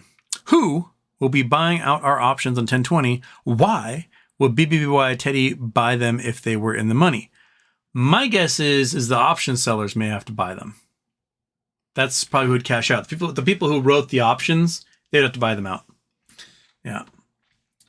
Oh my God, I missed Neil. Did I miss your super chat? I'm so sorry. He's had a whole first super chat sort of celebration thing on there. Happy Thanksgiving from Canada. I thought Ryan Cohen being Canadian something would have been released. BBY documents today. What do you think? I think that everything that was closed, the government was closed. There was a trading day, but everything else is closed. Banks were closed. Courts were closed. SEC was closed. Sorry, Neil. I totally missed your super chat from like an hour and a half ago. I'm a dick. Sorry. jeez. But I think because everything was closed. Does that make sense to you? I mean, school was closed today, but not for the high school. But all the elementary schools were closed. We went to the elementary school, local elementary school, and she played with her best friend, wrestled around for like an hour. There was no one there. But then we went on a walk, and there's a bunch of high school kids getting off a school bus. So I don't tell you. DB Copper, how long before no labs is delisted? They've got to get a notice from the NASDAQ first, and that takes place after they've been 180 days under $1. Then they get the notice saying, hey, and you have 180 days to get your price above $1. But they can also, at the end of the 180 days, ask for an extension of another 180 days. So they've got at least a year. But I have a feeling they're going to make announcements of successful phase 3 trials before then. And that means they can apply for FDA approval. And the FDA approval, then it's just Billionaire City. Yeah. I'll tell you right now, if magic happens with Butterfly and I make serious cash, I will buy millions of no lab. I will buy up to the point where I am not quite an insider. That's what I'll do. I'll get like 9.9%. I will buy as many as possible. And that is what I'll sit on, because if those guys get FDA approval, every single one of those things are going to be worth a fortune.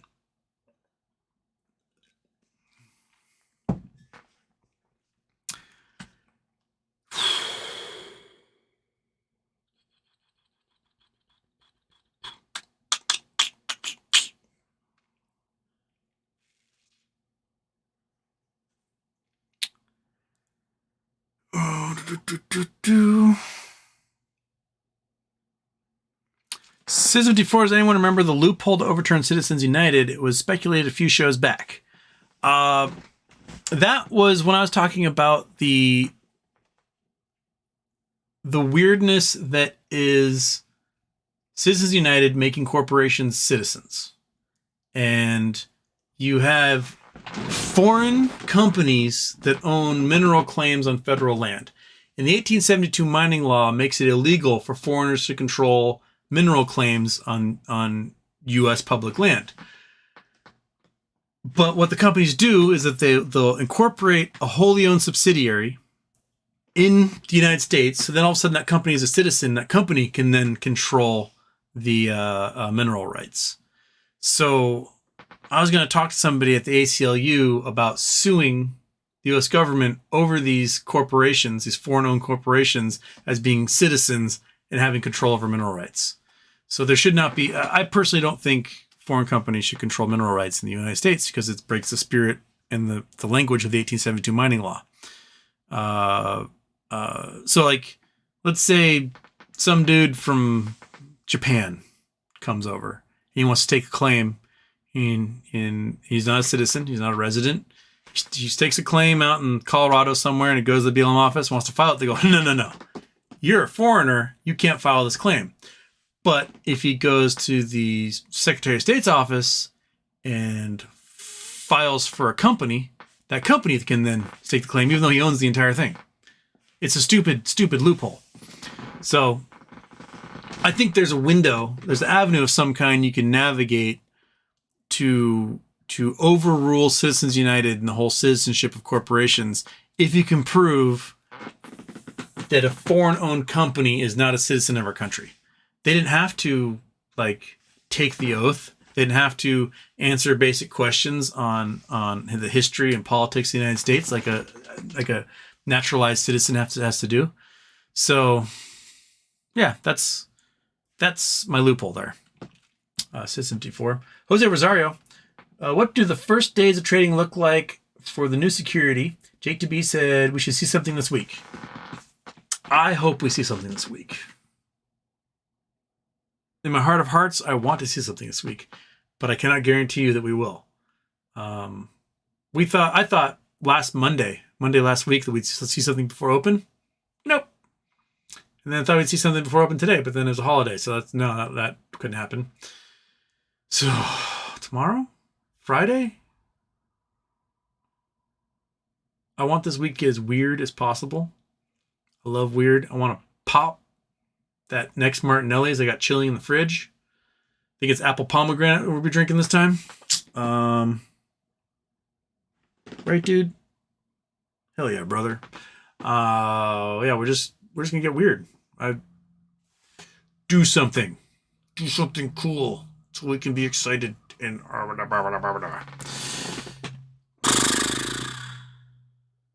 Daphne's here. Hey, Daphne.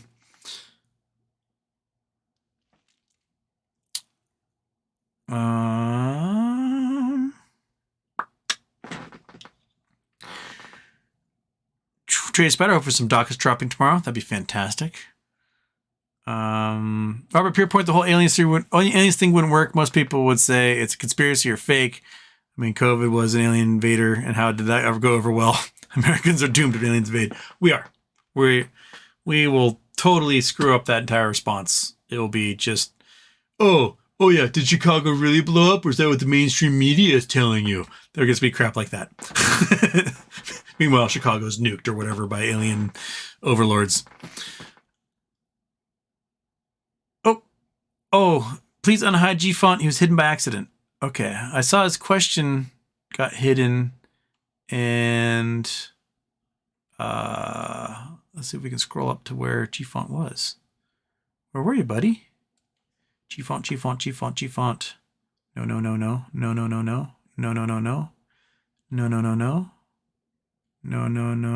No. Daphne's fat fingers on her phone doing that again. Oh, there's G-Font. Okay. You know what I'll do? I'm going to add G-Font as a moderator.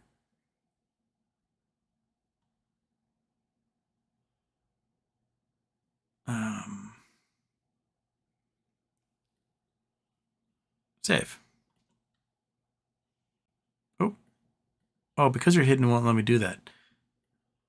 Oh, great. Oh, shit. No, don't go there. Go like that. Okay.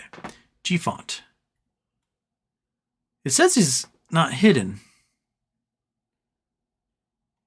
But I want to add you as a moderator because why not? It won't let me. I don't know why, G-Font. Can you type anything? Try typing something. See if that works.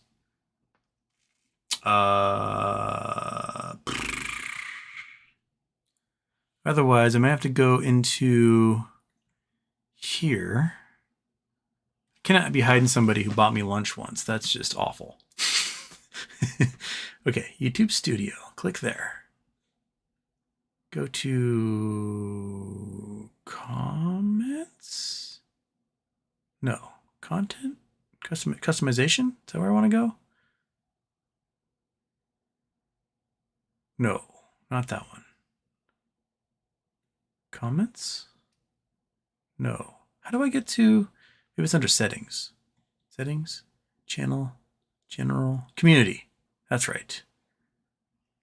So,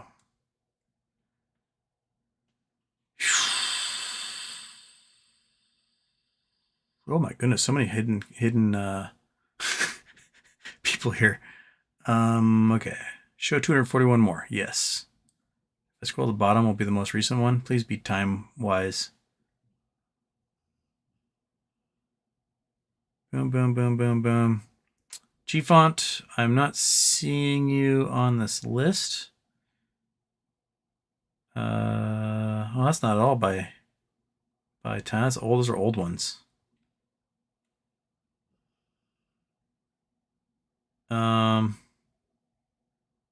Heck. All right, hopefully not hidden on here. I'll look through it later. I'm going to spend the entire show looking at that, trying to figure it out. G-Font, I'm sorry if you're hidden. My clicky thing says you're not, but hopefully you're not. Okay, back to where we were. We're at 10 p.m. We're an hour. Oh, God. I'm an hour, 20 minutes behind. Okay. Alien invasion question. Gone.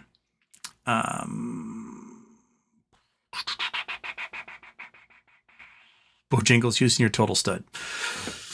I have been in periods in my life. Right now, not so much. But what do you know? I do have a bag full of gummy bears. So, pineapple, the best gummy bear.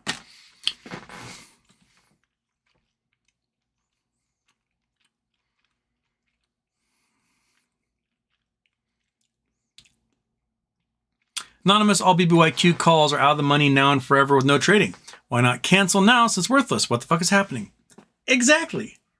If we're not going to trade, why not be like, we're going to just discharge all options? Why be like, we will cash the options if, they close about this price. Well, that seems to assume that there's going to be trading again. Right? Weird.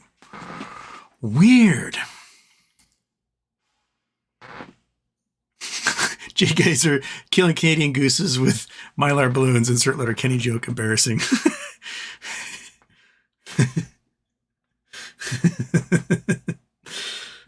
New letter Kenny comes out in December. New Shoresy is October 27th. So we've got 3 weeks until the second season of Shoresy. Oh my God, those guys are so funny.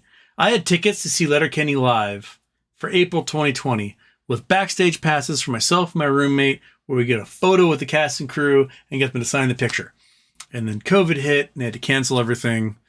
And my ticket money got returned to me. Maybe there'll be another Letterkenny live someday that we can go to. But not right now. Should have put his pimpin' 2 biscuits back there.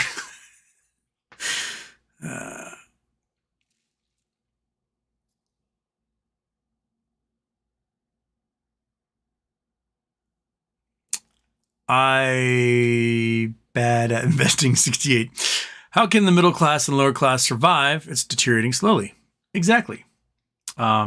We need to do something and bolster folks in this country. There's no reason we should have anyone who's poor, right? There's some crazy stats you can look at.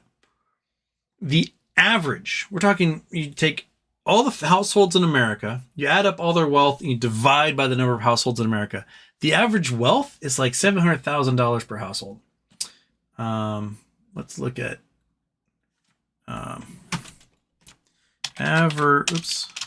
average household wealth. Not median, I want average. $748,000 is the average American's net worth in the United States. $748,000. The median. Come on, click on that. The median is $121,000. Okay, Google Earth, go away. Like a dang it, Chrome. Up here. There we go. The average net worth in America by your JS education location. So the average is $748,000. The median is $121,000. If we had a country that was somewhat, democratic and egalitarian, the median and the average wouldn't be too far away from each other.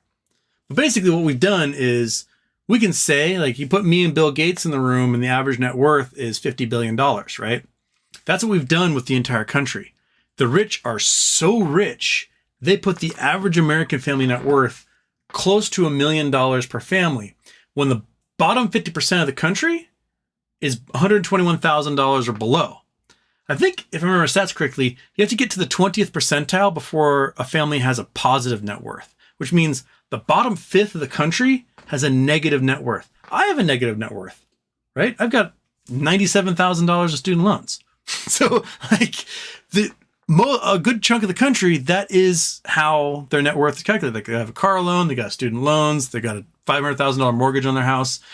They're negative net worth. And so it isn't until you get through 50% of the population before you have a net worth that's the equivalent of like a home in, Evanston, Indiana. That's not that great. Especially when the average is 748,000. That average is crazy. I saw another stat that was talking about wealth of millennials versus other generations. And they're like, the millennials have less than Gen X, and Gen X has less than boomers, but it's not that bad. And then this other person was like, oh, let's calculate this, but we'll remove Mark Zuckerberg. So they removed Mark Zuckerberg, and millennials went shaboink, like way down here in comparison, because just Mark Zuckerberg alone was enough to bolster us to like, oh, it's, you know, you can buy. And then you remove him, and the average was abysmal across millennials in general. So, yeah, you're right, man. We are deteriorating, and we're deteriorating quickly.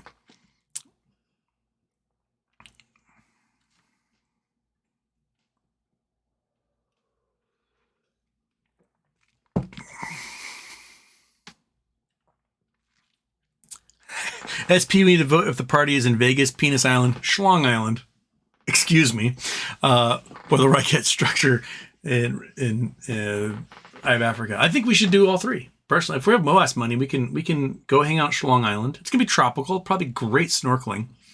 We can hire Judas Priest or something to play a show in the Eye of Africa, and then we can go to Vegas where I don't know. We'll probably won't remember anything after that one. Shane votes Vegas. Vegas is the easiest one to get to. Yeah. Anoop. Mohan Kumar. Mohan Kumar. Houston, thank you for the fab show. Watched the Restless Billionaire and was really good. Definitely recommend. I've not watched it yet. I've got it on my list. I don't know. Maybe I'll stay up until like 2 a.m. watching it tonight.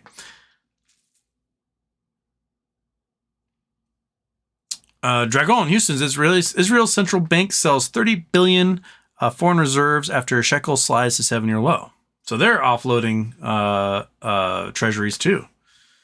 I mean, they got to fund a war, right? Trouser snake. I predict we get butterfly news on 10/14 to the full moon. Also, the Teddy clock hands are at 10 and 12 and 2. October 12th plus T2 settle?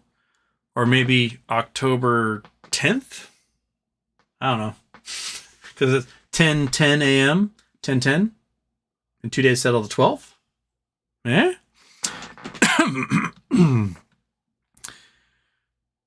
All right.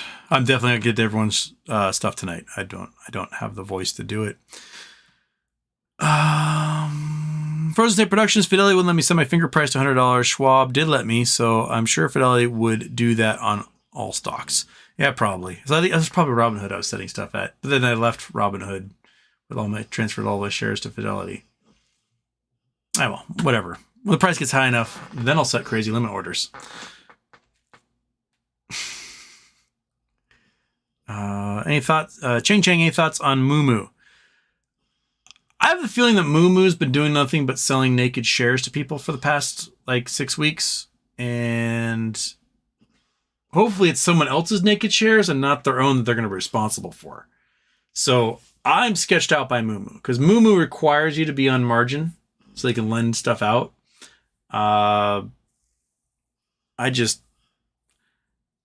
If shit's the fan, I don't have my faith in Moo being a broker is just going to last. So I might get out of Moo.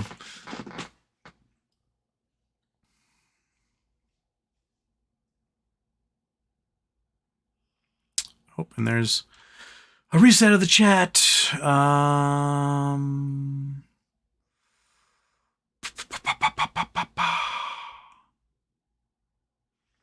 Says 54 been saying this. Taylor Swift will be U.S. president. If she wanted to run right now, she could, but I don't think she's old enough yet. When does she turn 35? Taylor Swift age. She's 33. Okay. So she'll be 34 in December. So she won't be able to run next year. She'll be able to run in 2028 if she wanted to. She'll be 35. She'll be 37, 38 years old then. She could run then. And she would win if she wanted to. Yep. So, there you go, Taylor. You'd probably be the tallest president, too, be my guess.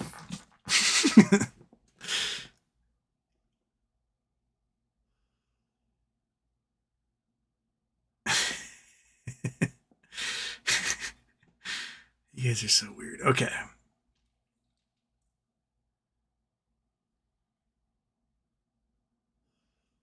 Scott Pollan, so the derivatives bubble pop will be from currencies collapsing. The current issues are from bonds and equities and all those derivatives. So like 100 trillion, a lot, but not the lion's share.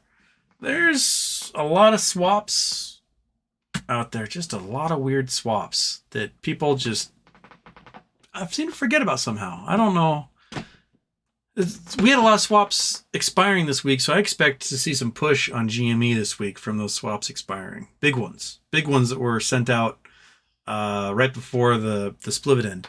So I wouldn't doubt if we see more green on GME and higher volumes as a result of that. Walt the man in the middle, Houston Wades. On the monkey butt in picture, if you look at your arm on the desk, it gives an impression of your left side view with your underwear half down. What? This here? My tennis elbow band. I don't know what you mean. Whatever.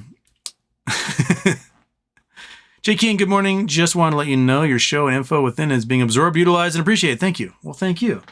I'm at the 2-hour mark here. I'll do one more, and then Monkey Butt and I are going to turn into a pumpkin.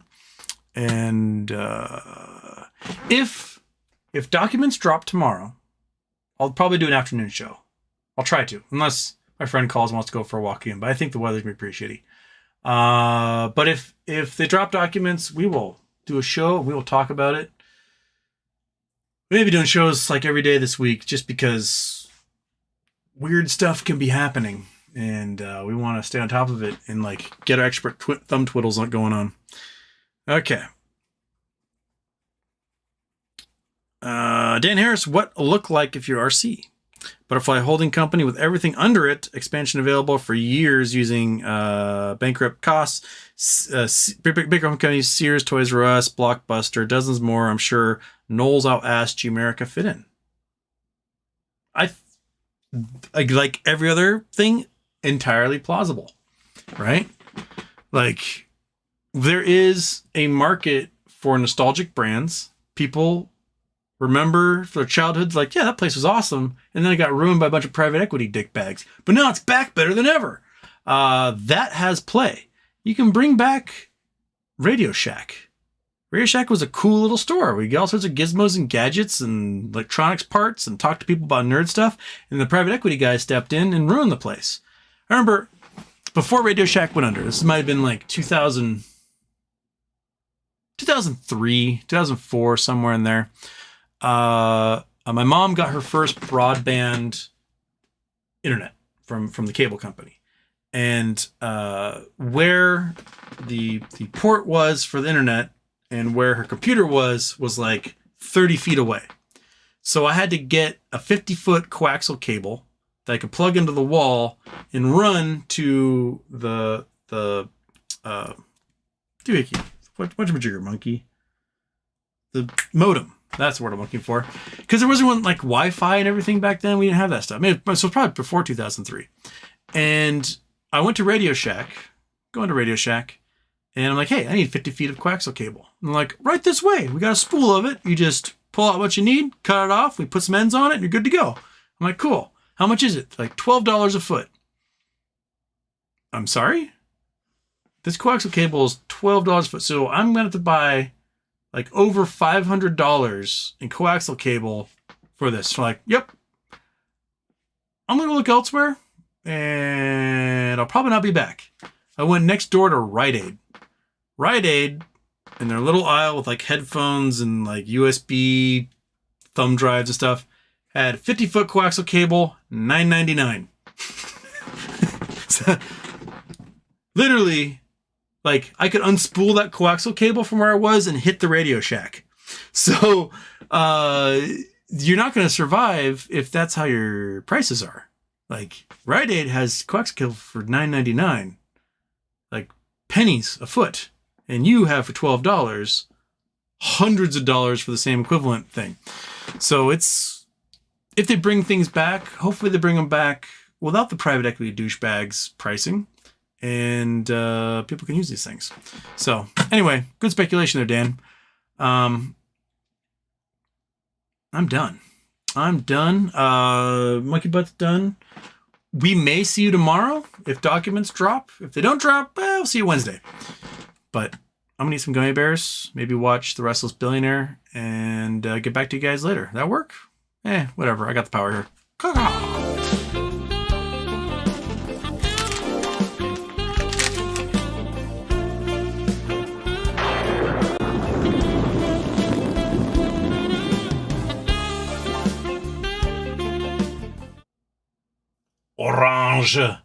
Orange gummy bear.